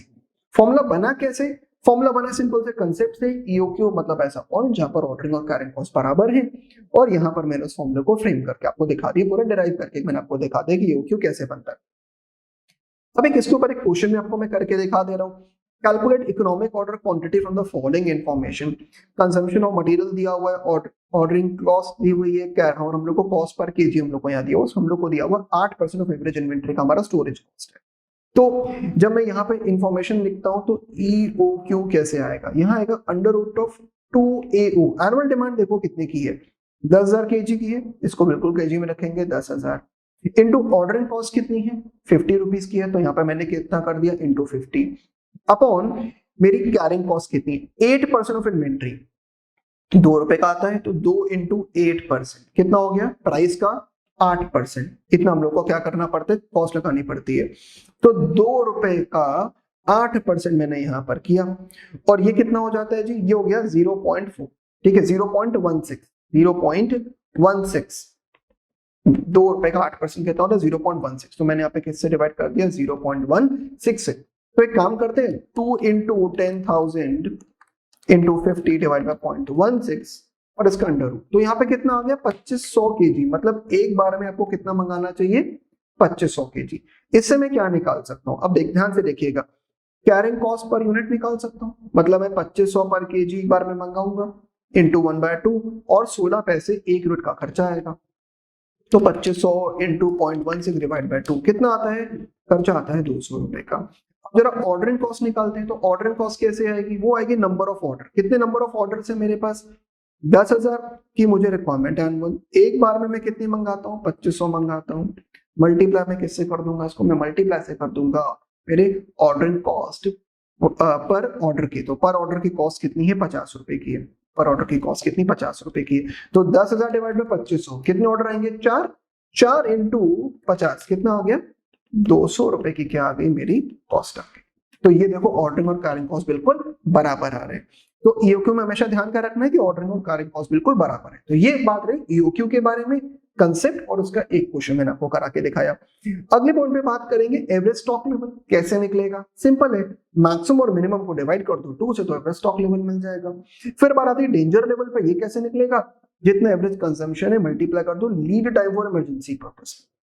अगर कभी इमरजेंसी में किसी वेंडर से सामान मंगाना पड़ा तो कितनी जल्दी वो सामान दे देगा। बफर स्टॉक ये कंटेंजेंसी के लिए रखते हैं, कभी जरूरत पड़ गई तो अचानक से निकाल देंगे। तो डेंजर लेवल, पहले सामान मंगाया नहीं, अब फटाफट मंगा। बफर, कुछ बचा के रखा है, जैसे कभी लंबे रूट पे गाड़ी पे जाते हो तो एक केन में कुछ डीजल पेट्रोल वगैरह अलग करके रख लेते हैं ना, कि अगर अचानक से इमरजेंसी पड़ गई, कोई हमारे पेट्रोल पंप दूर रहा तो क्या करेंगे? इसी का इस्तेमाल कर लेंगे। तो अगर हम बात करते हैं तो हमारे सामने एक छोटा सा क्वेश्चन आता है जिसमें सारी चीजें निकालने को बोला गया। Normal usage, maximum usage, minimum usage, ROQ और रीऑर्डर क्वांटिटी कितनी है और रीऑर्डर पीरियड कितना है कंपोनेंट ए और कंपोनेंट बी के लिए। तो ये रहा कंपोनेंट ए, ये रहा कंपोनेंट बी। शुरू करेंगे बात। सबसे पहले उसने क्या निकालने को बोला है, वो कह रहा है कि मैक्सिमम एक रीऑर्डर लेवल निकाल दो। क्या पड़ता है रीऑर्डर लेवल के लिए? Maximum consumption into maximum reorder period. तो मैक्सिमम कंजम्पशन कितना है? मैक्सिमम कंजम्पशन है हमारा 75 पर वीक का, और मैक्सिमम रीऑर्डर पीरियड कितना है? 4 to 6। तो 6 हो गया मैक्सिमम। तो यहाँ पर क्या करेंगे, यहाँ पर सिंपली 75 इंटू 6 कर देंगे। और सिमिलरली बी के लिए 75 इंटू कितना कर देंगे जी? 4 कर देंगे। 75 इंटू 4 और 75 इंटू 6। तो 75 इंटू 4 और 75 इंटू 6 किया, आंसर आता है 75 इंटू 6 दैट इज 450 इंटू 4 यहाँ आता है 300। अगला आता है मैक्सिमम लेवल निकालने के लिए। इसमें करेंगे ROL plus ROQ minus minimum consumption into minimum reorder time. Minimum reorder time कितना है? तो जरा ROL को देखते हैं। 450 हमारा ROL है। ROQ कितना बोला गया है? 300। तो मैंने यहाँ पे 300 को जोड़ दिया, ROL को मैंने यहाँ पे 300 कर दिया, माइनस क्या कर रहा हूँ? Minimum consumption. तो मिनिमम कंजम्पशन मेरा यहाँ पर कितना बन जाता है? ये मेरे सामने आता है मिनिमम कंजम्पशन 25 पर वीक। तो 25 इंटू 4, 25 इंटू 2, 25 इंटू 4, और यहां पर भी चेक कर लेंगे 300 प्लस कितने का मेरा कंजम्पशन रीऑर्डर क्वांटिटी है? 500 की, प्लस 500 माइनस 25 इंटू 2। आंसर निकाल लेते हैं। यहाँ आ गया 750 माइनस 100, 650। यहाँ आ गया 800 माइनस 50, कितना आ गया? 750। तो 650 और हमारे सामने यहाँ पर आ जाता है 750। अगले पॉइंट पे बात करते हैं मिनिमम लेवल निकालने के लिए। तो मिनिमम लेवल कैसे आएगा? मिनिमम लेवल के लिए ROL में से माइनस करेंगे हमारा average consumption into average reorder period. तो एवरेज कंजम्पशन कितना है? पहले तो ROL को मैंने यहाँ पे डाला, ROL है 450 और 300 का, तो मैंने यहाँ पे लिख दिया 450, यहाँ लिख दिया 300, माइनस करेंगे एवरेज कंजम्पशन। एवरेज कंजम्पशन दिया गया है 50 का, तो यहाँ पर मैंने लिख दिया 50 का। भाई ये ना दिया तो कैसे निकालेंगे? देखो मैक्सिमम और मिनिमम 75 और 25 जोड़ो डिवाइड बाय 2, कितना आ गया? 50। कुछ नहीं दिया तो ऐसे निकाला जा सकता है। और एवरेज रीऑर्डर पीरियड कितना होगा? 4 plus 6 divide by 2 that is 5, 2 plus 4 divide by 2 that is 3, तो इंटू 5 कर दिया, और यहां पर इंटू 3 कर दिया। तो यहां आता है 150, यहां पर आता है 200। तो 200 और 150, अगेन देखो एक और आंसर आता है 200 और 150। अब क्या करना है? Average stock level. तो एवरेज स्टॉक लेवल कैसे निकलेगा? एवरेज स्टॉक लेवल को निकालने के लिए क्या करेंगे? एवरेज स्टॉक लेवल को निकालने के लिए maximum plus minimum divide by 2। तो ए का निकालें तो 650 और 200 divide by 2, 650 plus 200 divide by 2, 650 plus 2, 650 plus 200 divide by 2, कितना आ गया? 425। डी का निकालेंगे तो कैसे करेंगे जी? करेंगे यहाँ पर 750 और 150, 750 plus 150 divide by 2, 750 plus 150 divide by 2, कितना आ गया जी? 450। तो 425 और 450 ये और आ जाता है। तो ये बात रही कि फॉर्मूलाज क्या है और ये बात रही कि कैसे निकालना है। मैं एक क्वेश्चन आपको खाली रिवीजन पर्पस के लिए करा रहा हूँ ताकि आपको बेसिक अंडरस्टैंडिंग की बनती जाए। तो ये बात रही कि कैसे हम लोग EOQ निकालते हैं, कैसे average, maximum stock, minimum stock level, ये सब निकालते हैं। इसके बाद बात करेंगे नए कंसेप्ट पे। नया कंसेप्ट है इन्वेंट्री स्टॉक आउट। ये क्या कहता है कि अगर कभी कोई इन्वेंट्री आइटम हम टाइम पे सप्लाई नहीं कर पाए due to insufficient stock in the store, तब क्या होगा? तो एक टायरो ट्यूब, एक 4 व्हीलर टायर कंपनी है और ट्यूब्स वगैरह बनाते हैं। इनके पास सफिशिएंट क्वांटिटी ऑफ टायर रहते हैं हमेशा ही। और यहाँ बोला गया कि 2019-20 में सेल्स मैनेजर ने बोला कि अगर 100 टायर का स्टॉक आउट होने की, मतलब 100 टायर शॉर्ट पड़ने की जो ये कब कम हुआ? ये 2 बार ऐसा हुआ कि 100 टायर कम पड़ गए। फिर 80 टायर 5 बार कम पड़े, 50 टायर 10 बार कम पड़े, 20 टायर 20 बार कम पड़े, 10 टायर 100 बार कम पड़े, और 0 टाइम्स ऐसा हुआ, 33 टाइम्स ऐसा हुआ कि कोई भी टायर कम नहीं पड़ा। तो उन्होंने एक तरह की हम लोग को प्रोबेबिलिटी दी और बोला है कि मैसेज जो हमारा टायरो ट्यूब्स हैं, इनको 150 रुपए पर यूनिट कमीशन नुकसान उठाना पड़ता है स्टॉक आउट से और 50 रुपए पर यूनिट की इनकी इन्वेंट्री कॉस्ट है। तो हम लोग को एक सेफ्टी स्टॉक लेवल निकालना है, ये देखते हुए कि इनके लिए कौन सी कॉस्ट बिल्कुल ठीक होनी चाहिए। अब अगर इनका कभी हम ये कहते हैं कि इनको कभी अगर ये कोई स्टॉक ज्यादा होल्ड करेंगे तो उससे क्या होगा, स्टॉक ज्यादा होल्ड करने से उनकी जो प्रोबेबिलिटी है उस अकॉर्डिंग पहले तो देखेंगे कितना स्टॉक होल्ड करना है। अगर ज्यादा होल्ड करेंगे तो इन्वेंट्री कॉस्ट पे करनी पड़ेगी, और अगर कम होल्ड करेंगे तो हम लोगों को एक नुकसान ये रहेगा कि हम लोग को उस केस के अंदर हम लोग को स्टॉक आउट कॉस्ट इंकर करनी पड़ेगी। तो जरा इस क्वेश्चन पे बात करनी शुरू करते हैं कि कैसे हम लोग इसका आंसर निकाल सकते हैं। इस क्वेश्चन में जो हमारा पहला काम होगा वो होगा इस प्रोबेबिलिटी को समझना। अगर मैं इसका टोटल करता हूं तो ये 100 आता है, दैट मीन्स कि मेरी जो प्रोबेबिलिटी है वो है 0.2, 0.5, 0.10, 0.20, 0.30 और 0.33। मतलब प्रोबेबिलिटी जो है वो डिवाइड होती जा रही है। अब अगर मैं यहाँ पर ये मान लूं, और ध्यान से बात समझने वाली है, अगर मैं यहाँ पर ये मान लूं कि मैंने 100 यूनिट का पूरा सेफ्टी स्टॉक अपने पास मेंटेन कर लिया, पूरा 100 यूनिट का सेफ्टी स्टॉक मेरे पास है, इसका मतलब क्या है कि मैक्सिमम डिमांड कितनी आ रही थी, 100 की। तो मेरा स्टॉक आउट तो कुछ भी नहीं होगा, ना इसकी कोई प्रोबेबिलिटी है, ना इसकी कोई स्टॉक आउट कॉस्ट आएगी, ना ही मुझे कोई भी तरह के स्टॉक आउट कॉस्ट को इनकर करना पड़ेगा। लेकिन मुझे एक इन्वेंट्री कॉस्ट तो इनकर करनी है। तो मैंने क्या किया, 100 यूनिट में होल्ड कर रहा हूं इंटू 50, दैट इज 5000 की मेरी कॉस्ट आ गई, 100 यूनिट इंटू 50 की। वहीं अगर मैं सेफ्टी स्टॉक को कम कर दूं, मैं कहता हूं मैं अगले स्टेप पे गया, दैट इज 80 पर। अगर मैं 80 की कॉस्ट को होल्ड करता हूं तो इसका मतलब क्या हुआ कि मैक्सिमम डिमांड कितनी आ सकती है, 100 की। मैक्सिमम डिमांड कितनी आ सकती है, 100 की। तो मेरा स्टॉक आउट कितनी यूनिट्स का होगा, 20 का होगा। पर स्टॉक आउट होने के चांसेस कितने हैं, अगर मैं 20 के अकॉर्डिंग बात करूं, 20 यूनिट्स का स्टॉक आउट होने का चांस कितना है, पहले मुझे ये ढूंढना पड़ेगा। 100 की डिमांड आने की प्रोबेबिलिटी क्या है, 0.2 है खाली। तो इसका मतलब है प्रोबेबिलिटी क्या है, 0.2। प्रोबेबिलिटी कितनी है, सिर्फ 0.2 है कि 100 यूनिट की डिमांड आ सकती है, 100 टायर की डिमांड आ सकती है। तो मैंने कहा 20 का स्टॉक आउट है, एक यूनिट का कितना पड़ेगा, 150 रुपया। तो 20 इंटू 150 कितना आ गया, 3000। और इसके होने की प्रोबेबिलिटी क्या है, जस्ट 0.2। तो मुझे कितना नुकसान हो सकता है, सिर्फ 60 का। अगर मैं उसको एक्चुअल टर्म पे लेकर जाऊं तो सिर्फ 60 रुपीज का नुकसान होगा। लेकिन 80 यूनिट्स को होल्ड करने की कॉस्ट क्या है, 80 इंटू 50 दैट इज 4000। तो टोटल कॉस्ट कितनी आ गई, 4060 की आ गई। अगले पॉइंट पे बात करते हैं। तो अगला पॉइंट आता है कि अगर मैं 50 का स्टॉक लेवल मेंटेन करूं, 50 का मेंटेन करते मेरे ऊपर दो प्रॉब्लम्स आ जाएंगी। या तो डिमांड 100 की आ सकती है, तो मेरा स्टॉक आउट कितने का हो जाएगा, 50 का।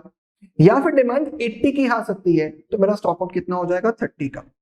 अब 100 का डिमांड आने की प्रोबेबिलिटी क्या है, 0.2, और 80 की क्या है, 0.5। तो मैंने यहाँ पे 0.2 और 0.5 किया।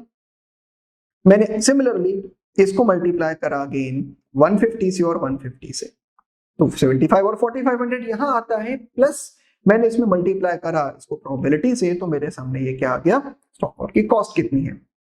Inventory carrying cost again 50 into 50 करेंगे 2500, और ये मेरे पास टोटल मेरी कॉस्ट आगे कितना मुझे होल्ड करना पड़ेगा। अगले पॉइंट पे बात करते हैं। तो अगर मैं सिर्फ 20 का एक सेफ्टी स्टॉक लेकर चलूं, 20 का मतलब है डिमांड 100, 80, 50 कुछ भी आ सकती है।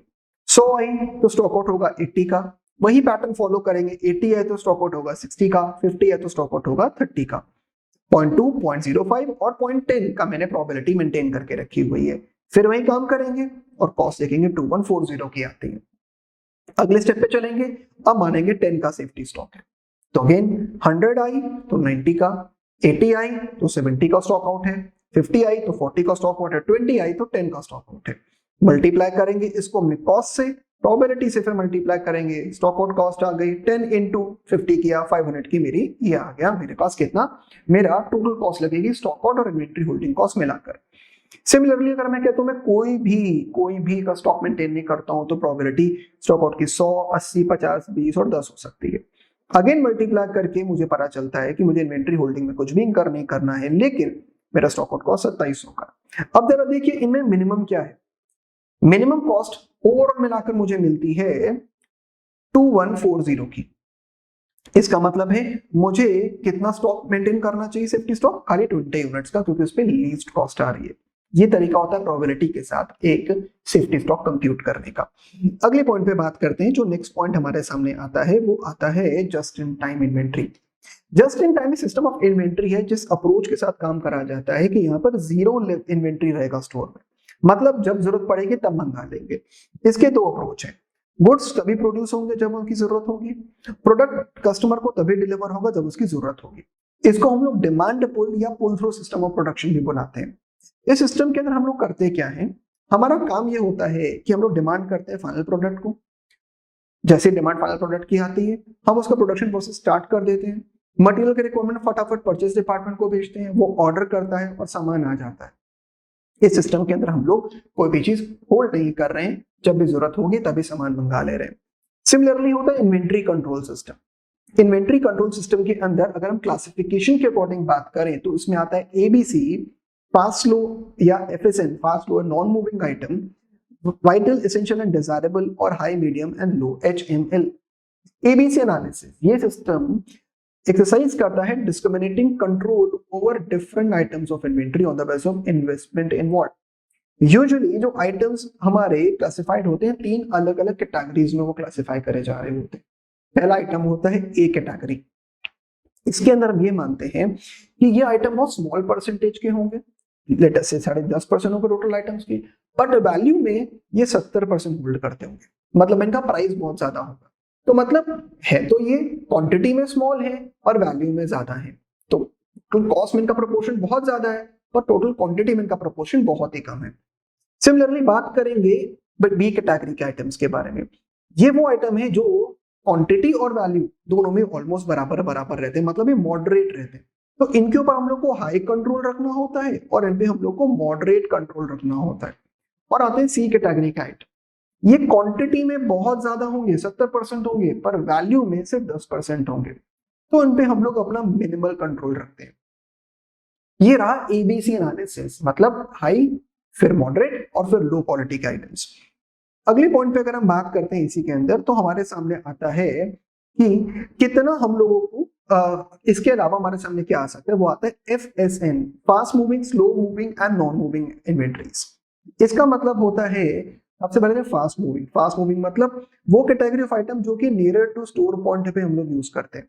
इनको हम लोग को बार बार रिव्यू करना पड़ता है क्योंकि फटाफट निकल जा रहे हैं। स्लो मूविंग आइटम जो कि थोड़े दूर हम लोग स्टोर करते हैं अपने स्टोर आइटम्स में, हम लोग को पता है कि इनको पीरियोडिकली इवैल्यूएट करें क्योंकि इतनी जल्दी यूज नहीं होंगे। और नॉन मूविंग आइटम ये तो फेंकने के लिए रखे हुए हैं, हमें पता है कि ये काम नहीं आएंगे तो उनको डिस्पोज ऑफ करने के लिए रखा जाता है। तो ये रहा एफएसएन। फिर आता है वाइटल एसेंशियल एंड डिजायरेबल, वीईडी। इस सिस्टम के अंदर हम लोग क्रिटिकली क्या देखते हैं, पहले तो हम लोग ये देखते हैं कि वाइटल मतलब वो आइटम जो कि वाइटल है, अगर ये अनअवेलेबल रहा तो हमारा प्रोडक्शन प्रोसेस रुक जाएगा, ये बहुत जरूरी आइटम्स है। फिर आता है एसेंशियल, ये आइटम जरूरी है पर वाइटल नहीं है, मतलब प्रोडक्शन की क्वालिटी गिर जाएगी लेकिन रुकेगा नहीं। और फिर आता है डिजायरेबल आइटम, ये ऑप्शनल नेचर के हैं, जरूरत पड़ेगी तो लेंगे वरना नहीं लेंगे, इसके ना होने से हमारे प्रोडक्शन पे कोई फर्क नहीं पड़ेगा। Then comes high cost, medium cost and low cost items. इस सिस्टम के अंदर हम लोग क्लासिफाई करते हैं चीजों को कॉस्ट के अकॉर्डिंग। एबीसी में क्वांटिटी और वैल्यू दोनों को देखा जाता है, यहाँ पर सिर्फ कॉस्ट को देखा जाता है, हाई कॉस्ट है, मीडियम कॉस्ट है या फिर लो कॉस्ट है। फिर आता है रेशियो एनालिसिस का इस्तेमाल। इसके अंदर हम लोग वही रेशियो जो क्लास 12 में पढ़ते आए थे, इनपुट आउटपुट रेशियो का इस्तेमाल कर सकते हैं। पहली बात तो ये कि कितना रेशियो का इनपुट लगेगा और उससे कितना रेशियो का आउटपुट निकलेगा।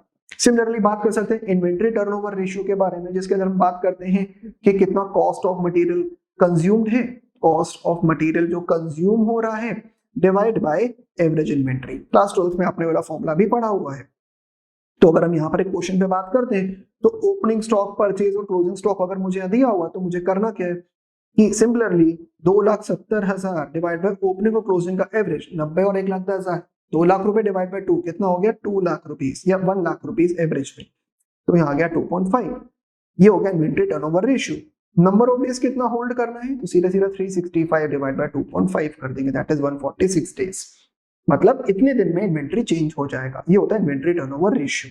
छोटे छोटे क्वेश्चन से बेटर रहेगा अगर आप ट्राई कर लें। तो ये हमारी सारी बातें रही कैसे इन्वेंट्री कंट्रोल रहता है। अब बात आती है फिजिकल कंट्रोल पे।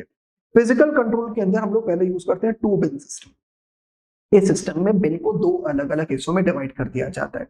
जो smaller part of the stock of quantity equal होता है वो होता है मिनिमम स्टॉक पे और इवन रीऑर्डरिंग लेवल पे। उसके अलावा होता है अदर पार्ट रिमेनिंग क्वांटिटी के लिए इस्तेमाल करा जाता है। दैट मीन जो स्मॉलर पार्ट ऑफ स्टॉक का क्वांटिटी का होगा वो मिनिमम स्टॉक के इक्वल होगा या फिर रीऑर्डरिंग लेवल के बराबर, और जो अदर पार्ट होता है वो रिमेनिंग क्वांटिटी में। इश्यूज हम लोग लार्जर पार्ट से करते हैं और एक पार्ट को छोड़ देते हैं खाली मिनिमम क्वांटिटी को मेंटेन करने के लिए। इसके अलावा आता है बजट को स्टैब्लिश करना, ये देखना कि कितने की क्वांटिटी आएगी, हम लोग उसके लिए बजट पहले से बनाकर चल रहे होते हैं। परपेचुअल रिकॉर्ड्स, मतलब यहाँ पर हम लोग कंटिन्यूअस वेरिफिकेशन ऑफ स्टॉक कर रहे होते हैं। तो ये किस चीज पे डिपेंड करेगा कि आपका स्टोर लेजर कैसा मेंटेन है, स्टोर कार्ड कैसा मेंटेन है, कैसे आप रिकंसिलिएशन कर रहे हो, कैसे आप फिजिकल बैलेंसेस को चेक करते हो, कैसे आप अपने डिस्क्रिपेंसीज को चेक कर रहे हो, कैसे करेक्टिव एंट्रीज कर रहे हो, इन सब चीजों पर। ये हमारी बात रही फिजिकल कंट्रोल पे।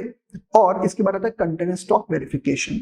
The checking of physical verification एक एसेंशियल फीचर है। इसके अंदर हम लोग लगातार स्टॉक को गिनते रहते हैं, काउंट करते रहते हैं स्टॉक को लगातार। एक इंटरनल ऑडिट डिपार्टमेंट होता है जो चेक करता रहता है कि स्टॉक हमारा कैसे, हम लोग स्टॉक के ऊपर इफेक्टिव कंट्रोल मेंटेन कर सकते हैं। तो ये हमारी बातें रही कैसे हम लोग अपना इन्वेंटरी कंट्रोल सिस्टम को मेंटेन करते हैं। अब बात करेंगे हम लोग कि हमारे कैसे मटेरियल्स को हम लोग वैल्यू करते हैं, मतलब वैल्यूएशन जितने मटेरियल इशू का हो रहा है उसे हम लोग को कैसे करना है। इसमें पहला मेथड मेरे पास आता है कॉस्ट प्राइस मेथड। अब ये कॉस्ट प्राइस मेथड कैसे काम करेगा, हम लोग को स्पेसिफिक प्राइस मेथड के अंदर जो कॉस्ट प्राइस मेथड है उसमें पहला तो है स्पेसिफिक प्राइस मेथड। मतलब ये मेथड यूजफुल है स्पेशली वहां पर जहां पर मटेरियल को हम लोग परचेज करते हैं स्पेसिफिक जॉब या वर्क ऑर्डर के लिए। जैसे कि मटेरियल को हम लोग इशू कर रहे हैं subsequently to do that specific job या वर्क ऑर्डर उस प्राइस पर जिस पे उसको हमने परचेज करा था। तो इस मेथड को इस्तेमाल करने के लिए क्या करना पड़ेगा, हम लोग को हर एक लॉट ऑफ मटेरियल को सेपरेटली वैल्यू करना है, उसका सेपरेट अकाउंट बनाना है। फिर आता है फीफो, बहुत सिंपल सा मेथड है, पहले आएगा तो पहले जाएगा, मतलब फर्स्ट इन फर्स्ट आउट है। ये मेथड कब फायदेमंद होता है, जब प्राइसेस कम हो रहे होते हैं। कैसे काम करता है, मैं सीधा प्रैक्टिकल पे आपसे बात करता हूँ। जैसे जुलाई 3 को 600 क्वांटिटी खरीदी थी, 13 को 800, 600, 400, 1200, फिर हमने इसमें से हम लोग इसको बाहर करते चले गए। तो जब मैं पहले कभी भी इशू करूंगा तो मैं उसे कैसे इशू करूंगा, मैं फीफो से कर रहा हूँ। फीफो मतलब पहले 3 जुलाई वाला होगा, फिर 13 वाला, फिर 23 वाला, फिर 5 वाला, फिर 6 वाला। तो अगर मैं कोई भी सामान इशू करूंगा तो पहले मैं 3 जुलाई से करूंगा ₹1 पर, फिर 13 जुलाई से करूंगा ₹1.20 पर, फिर इसके बाद में इशू करूंगा 23 जुलाई को 23 जुलाई से 90 पैसे पर। अब अगर मैं कहता हूं कि मैंने 8 जुलाई को, अगर मैं इसका एक टेबल बनाना शुरू करूं, मैं बोलूं मैंने 8 जुलाई को अगर मैंने कुछ भी आउट करना शुरू करा, कुछ भी इशू करना शुरू करा, तो उस केस में मुझे क्या करना पड़ेगा। मान लो मैंने पहले 400 केजी को पहले मुझे इशू करना है, तो 400 केजी में कहां से इशू करूंगा, इससे बचेगा कितना, 200 केजी। अगली बार जब मैं इशू करूंगा तो पहले मैं 200 केजी इशू करूंगा ₹1 पर, और अगर कुछ बैलेंस होगा तो फिर मैं 800 वाले को हाथ लगाऊंगा ₹1.20 पर। उसके जस्ट अपोजिट होता है लीफो, जिसमें हम लोग क्या करते हैं, जिसमें हम लोग कहते हैं लास्ट इन फर्स्ट आउट, मतलब जो अभी अभी आए वो पहले जाएगा। ये जब इन्फ्लेशन हो रहा होता है, रेट ज्यादा हो रहे होते हैं, तो हम लोग उसके केस में लीफो का इस्तेमाल करते हैं। तो उसी मेथड के जस्ट अपोजिट काम करेगा। हमने इतनी चीजें परचेज करी हुई है, 200, 300, 425, 475, 500, और ये हमारा आ गया प्राइस पर यूनिट, और हमने यहाँ पर डाले इशू। तो अगर मैं कहता हूँ कि जनवरी में कुछ भी इशू नहीं था और फरवरी में 250 यूनिट का इशू है, तो मैं इसको कैसे इशू करूंगा, जब मैं फेब का इशू करूंगा तो पहले मैं फेब वाले से इशू करूंगा 250 का, और फिर जो बच जाएगा उसको मैं जनवरी पे चाहूंगा। तो कुछ नहीं बचा तो हम लोग बिल्कुल सेफ एंड सिक्योर बैठे हुए, हम लोग को कुछ भी इशू करने की स्टेप की जरूरत नहीं है। मतलब फीफो में हमेशा पुराने वाला इशू होगा और लीफो में हमेशा लेटेस्ट वाला इशू होगा, बिल्कुल नया वाला इशू होगा। तो एक छोटा सा क्वेश्चन मेरे सामने इसके ऊपर आता है, ये मुझे स्टॉक दिया हुआ है, परचेज दिए हुए और इश्यूज भी मुझे दिए हुए हैं। फीफो और लीफो दोनों मेथड से आपको करने को बोल रहे हैं। तो मैं आपको पहले इसके अंदर फीफो मेथड दिखा देता हूँ। फीफो मेथड में क्या होगा, जरा देखेंगे 1/4 को स्टॉक था 100 यूनिट का, तो यहाँ पे मैं डाला ओपनिंग बैलेंस 100 यूनिट का ₹5 पर। 5 तारीख को आप कहते हो आपने इसको दोबारा खरीदा ₹6 पर, तो 5 तारीख को 300 यूनिट ₹6 पर, तो यहाँ पे ₹1800 की यूनिट हो जाती है। अब अगर आप 6 तारीख को इशू करोगे फीफो के अंदर, तो पहले आप 100 यूनिट इशू कर रहे हो, उसके बाद आपने कितना टोटल इशू करा है 250 का, तो 100 यूनिट यहां से और 150 यहां से देखेंगे, तो 150 यहां से इशू करिए। बैलेंस में कितना बच गया, बैलेंस में बच गया 150 आपके पास 5 तारीख का। फिर मैंने दोबारा 500 यूनिट खरीद ली। अब जब मैं अगेन इशू कर रहा हूं, कब, 10 तारीख को 400 यूनिट, तो मैंने पहले 150 यूनिट ये वाली इशू करी 6 रुपए वाली, फिर बैलेंस 250 मैंने 500 से उठाई 7 रुपए पर, फिर परचेज करा। फिर जब इशू करोगे तो पहले 250 का से इशू करोगे, फिर आप इशू करोगे इन 600 में से। तो ये तरीका होता है फीफो का। लीफो में जस्ट अपोजिट हो जाएगा। लीफो में क्या होगा, अगर मैंने ये 6 रुपए पे इशू परचेज करी, तो जब मैं इशू करूंगा तो पहले मैं 250 6 रुपए पर इशू करूंगा, कुछ बचेगा तो मैं इस्तेमाल करूंगा उससे पुराने वाले का। फिर जब मैंने नई यूनिट 500 रुपए की खरीद ली, जब मैं इशू करूं तो देखो अब मैं यहाँ पे 6 की जगह 7 रुपए का रेट यूज कर रहा हूँ, जो कि लेटेस्ट वाले का है। तो ये तरीका होता है लीफो का, जिसमें हम लोग लेटेस्ट वाले से इशू करना शुरू करते हैं। तो ये रहा फीफो और लीफो के बारे में बात। इसके अलावा एक हमारे पास सिंपल एवरेज मेथड भी होता है, जिसमें हम क्या करते हैं, जिसके अंदर हम लोग सिंपल एक एवरेज बना लेते हैं। मतलब कि 1 अप्रैल को 200 यूनिट है 10 रुपए पर, 5 अप्रैल को 150 यूनिट है 12 रुपए पर, तो और 21 से 14 अप्रैल को इतनी है। तो हमने बस सीधा क्या करा, 10 12 10 12 12 15 और 11, 1 2 3 4 5 है तो डिवाइड बाय 5, सीधा मैंने कहा ये रेट पर इशू का, बात खत्म। मतलब सीधा प्राइस का हमने एक बेस कर दिया उठाकर। वही जब मैं बात करता हूँ वेटेड एवरेज पर, तो मैं क्या करूंगा, 200 यूनिट है 10 रुपए पर, तो 200 इंटू 10 करा। फिर यहाँ पे 150 यूनिट है तो मैंने 150 इंटू 12 करा, 210 इंटू 12 करा, 50 इंटू 15 करा, 140 इंटू 11 करा, एंड सो ऑन। ये करते हुए मैंने एक वेटेड कॉस्ट निकाल ली और उसको फिर मैंने डिवाइड कर दिया मेरे टोटल यूनिट से। टोटल यूनिट से डिवाइड करा, जो ये रेट आया ये मेरा फाइनल इशू का रेट रहेगा। तो फीफो में फर्स्ट इन पहले पुराने वाला इशू होगा, लीफो में लेटेस्ट वाला। सिंपल एवरेज में सीधा प्राइस का एवरेज रहेगा, और वेटेड एवरेज में प्राइस और क्वांटिटी दोनों का एवरेज मेरे सामने रहने वाला है। तो ये तो बात रहे हमारे उन मेथड्स पे। अब अगर मार्केट प्राइस मेथड्स पे बात करते हैं, हालांकि इसका प्रैक्टिकल कम आता है। रिप्लेसमेंट मतलब किस रेट पर हम लोग को हमारा जो प्राइस है वो रिप्लेस हो जाएगा, मतलब किस रेट पर हम लोग को नया मटेरियल मिल जाएगा। रिलायबल प्राइस किस रेट पर ये बिक जाएगा। देन स्टैंडर्ड प्राइस मेथड आते हैं, जिसमें बोला जाता है कि प्री डिटरमिन्ड या स्टैंडर्ड प्राइस, पहले से प्राइस तय कर लेते हैं। एक्चुअल प्राइस क्या, उससे मतलब नहीं, हम लोग पहले से स्टैंडर्ड प्राइस तय करके रखते हैं। इन्फ्लेटेड प्राइस, कोई नेचुरल क्लाइमेटिक कोई तरीका हो गया, ऑयल उड़ गया, जैसे मान लो मैंने 5 लीटर ऑयल मंगाया था 500 रुपए का और उड़कर वो 4.5 लीटर बचा, तो भी मैं उसे 500 रुपए का ही मानूंगा। तो 1 लीटर पहले कितने का था, डिवाइड बाय 5, दैट इज 100 रुपए का, और अब वो कितने का हो जाएगा, उसका प्राइस कुछ हद तक बढ़ जाएगा, दैट इज ये हो जाएगा अब 111 रुपए का। तो ये होता है इन्फ्लेटेड प्राइस। रीयूज प्राइस, दोबारा यूज करने पर कितना रहेगा, हालांकि इनके ऊपर प्रैक्टिकल इतना नहीं आता है। तो अब अगर हम अगले पॉइंट पे बात करते हैं, तो जो नेक्स्ट पॉइंट मेरे सामने यहाँ पर आता है वो आता है ट्रीटमेंट ऑफ नॉर्मल और नॉर्मल लॉस ऑफ मटेरियल। क्या रहेगा नॉर्मल और नॉर्मल लॉस के मटेरियल्स का ट्रीटमेंट। तो देखो लॉस ऑफ मटेरियल कितनी तरीके का हो सकता है। एक हो सकता है वेस्ट, स्क्रैप, स्पॉलेज, डिफेक्टिव या ऑब्सोलीट्स। ये होते हैं मेरे सामने नॉर्मल या अबनॉर्मल लॉस का कितना कितना नुकसान मेरे सामने रहेगा। तो waste, portion of raw material जो कि लॉस्ट हो गया ड्यूरिंग स्टोरेज और प्रोडक्शन और डिस्कार्ड हुआ। वेस्ट मे और may not have any value. Waste का हो सकता है कोई वैल्यू हो सकता है कोई वैल्यू ना हो। तो अगर नॉर्मल वेस्ट है तो कॉस्ट में जोड़ दो उसको, जैसे बताया ना अभी 450 हम 4.5 लीटर 500 रुपए का मान लो। अब नॉर्मल है तो कॉस्टिंग पीएल में ट्रांसफर करेंगे। स्क्रैप, डिस्कार्ड हुआ, कोई फर्दर ट्रीटमेंट नहीं है, कोई इनसिग्निफिकेंट वैल्यू है, तो आप उसे इग्नोर कर देंगे। कई बार रीइंट्रोड्यूस हुआ तो रॉ मटेरियल की तरह ट्रीट करेंगे। नॉर्मल स्क्रैप है तो जो भी इनकम होगी, मान लो स्क्रैप बिका तो इनकम होगी उसे कॉस्ट से कम कर दो। मैंने 100 किलो सामान मंगाया था, 5 किलो बेकार निकल गया। 100 केजी जो मेरा सामान आया था 8 रुपए का आया था, 800 रुपए का आया था। 5 किलो जो सामान था वो मेरा मान लेते 1 रुपए का बिका, तो मतलब 5 रुपए माइनस करके 795 की कॉस्ट मान लो आप। अब नॉर्मल स्क्रैप है और बिक गया तो कॉस्टिंग पीएल में डाल दीजिए। स्पॉलेज है, मटेरियल के लिए यूज होता है, कई बार मैन्युफैक्चरिंग में चीजें खराब हो जाती हैं तो इसको ऐसे डिस्पोज ऑफ करेंगे। नॉर्मल स्पॉलेज है, अगेन प्रोडक्शन से ही आप उस पर चार्ज कर दो। अब नॉर्मल स्पॉलेज है तो कॉस्टिंग पीएल में। तो देखो कंसेप्ट वही है, वन है तो कॉस्ट में एडजस्ट होगा, अब नॉर्मल है तो कॉस्टिंग पीएल में जाएगा। डिफेक्ट, कोई सामान हमारा खराब निकल गया, सब स्टैंडर्ड का निकल गया, तो डिफेक्ट को अगर हम रीमेड कर सकते हैं तो एडिशनल जो भी रीवर्क की कॉस्ट आएगी उसे रिपेयर में जोड़ दीजिए। डिफेक्टिव अगर क्वालिटी स्टैंडर्ड्स पे नहीं जा सकते तो उसे डिस्पोज ऑफ या फिर रिसाइकल कर दीजिए। तो नॉर्मल डिफेक्ट हमें पता है तो डिफेक्ट निकलेगा ही, तो कॉस्ट से नेट रिलायबल वैल्यू माइनस कर। अब नॉर्मल है तो सीधा कॉस्टिंग पीएल में ट्रांसफर कर दो। तो ये होता है कि हमारा कितना सामान, अगर कभी कोई स्क्रैप हो जाता है, कोई भी चीज होती है तो हम उसे कैसे ट्रीट करते हैं। अब बात रही difference between waste and scrap के बारे में। वेस्ट रॉ मटेरियल से जुड़ा होता है, स्क्रैप आउटपुट से जुड़ा होता है। वेस्ट विजिबल इनविजिबल दोनों हो सकता है, स्क्रैप आइडेंटिफाइबल होता है। जनरली वेस्ट की कोई रिकवरेबल वैल्यू नहीं है, वहीं स्क्रैप की बाय प्रोडक्ट निकल आता है। सिमिलरली स्क्रैप और डिफेक्टिव्स के बारे में डिफरेंस पढ़ते हैं तो स्क्रैप जो है उसका लॉस है, डिफेक्टिव है तो मतलब आउटपुट और इनपुट दोनों से जुड़ जाता है। ये तो जनरल मीनिंग है, ये आप आराम से रीड कर सकते हैं, इसमें से कोई बहुत बड़ी चीज नहीं है। फिर बात करते हैं ऑब्सोलीन्स के ऊपर, मतलब वो चीज जो हम लोग कहते हैं हमारा असेट ही पूरा खराब हो गया, टेक्नोलॉजिकल एडवांसमेंट से असेट ही खराब हो गया। कई बार मटेरियल भी खराब हो जाता है, तो अगर मटेरियल खराब हो रहा है, मटेरियल ऑब्सोलीट हो जा रहा है, तो हम लोग उसका ट्रीटमेंट क्या करेंगे। अगर स्पेयर पार्ट था और अब वो ऑब्सोलीट हो गया, किसी भी सर्कमस्टांसेस में हो सकता है।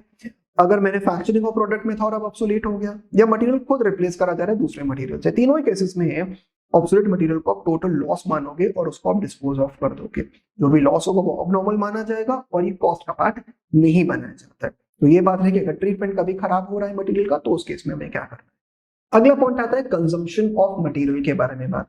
तो कोई भी प्रोडक्ट अगर मैन्युफैक्चर हो रहा है फर्म में, वो इंटेल करता है कंजम्पशन ऑफ रिसोर्सेज को, मटेरियल को, लेबर को। मैनेजमेंट इसको प्लान करने के लिए क्या करती है, जो भी कॉस्ट इन रिसोर्सेज का हो हमारा यूज हो रहा होता है मैन्युफैक्चरिंग प्रोसेस में, तो कंजम्पशन ऑफ मटेरियल तब टेक प्लेस होगा when it is used in the manufacturing of production. क्या करना होगा हमें कंजम्पशन ऑफ मटेरियल में, कैसे मटेरियल कंज्यूम हो रहा है, हम इसके बारे में बात करेंगे। तो पहले तो हम लोग को देखना ये है कि कंसर्न को कि कोडिंग सिस्टम फॉलो करना चाहिए। कौन सा मटेरियल कब यूज हो रहा है, इसका कोडिंग सिस्टम फॉलो होगा, जिससे हर एक मटेरियल आइडेंटिफाई करा जाएगा यूनिक कोड नंबर से, यूसीएन हम लोग उसे बुलाते हैं। It is required that her product of cost centre, हम लोग जितने भी हमारे कॉस्ट सेंटर थे सबको हम लोग एक यूनिक कोड नंबर अलॉट करें उनके डायरेक्ट मटेरियल के। पीछे वीडियो की शुरुआत में बात करी थी ना हम लोगों ने कि अगर पेन में ये वाला प्लास्टिक लग रहा है तो उसका यूनिक कोड नंबर होना चाहिए और उस कॉस्ट सेंटर के पास वो यूनिक कोड नंबर उसको अलॉट आपको करना पड़ेगा। हाउएवर कई बार पॉसिबल नहीं होता है कि सारे मटेरियल्स को हम लोग इंडिविजुअल कॉस्ट सेंटर में अलॉट कर सकें। उस केस में क्या करेंगे, जो इनडायरेक्ट मटेरियल है overhead absorption rate of cost centre बना लेंगे, मतलब उसको किसी ग्रेड में बांट देंगे। मशीन आर, प्रोडक्शन आर, आगे चैप्टर आएगा ओवरहेड, उसमें मैं आपको ये बात समझाऊंगा कि हम लोग ये काम कैसे करते हैं। हर इशू ऑफ मटेरियल को हम लोग को रिकॉर्ड करना है। एक तरीका इसका ये हो सकता है कि हम लोग मटेरियल रिक्विजिशन नोट बनाए, पहले हम बात कर चुके हैं। कुछ वापस हो रहा है तो मटेरियल रिटर्न नोट बनाए। इधर एक डिपार्टमेंट से दूसरे डिपार्टमेंट कॉल सेंटर में जा रहा है तो मटेरियल ट्रांसफर नोट बनाए।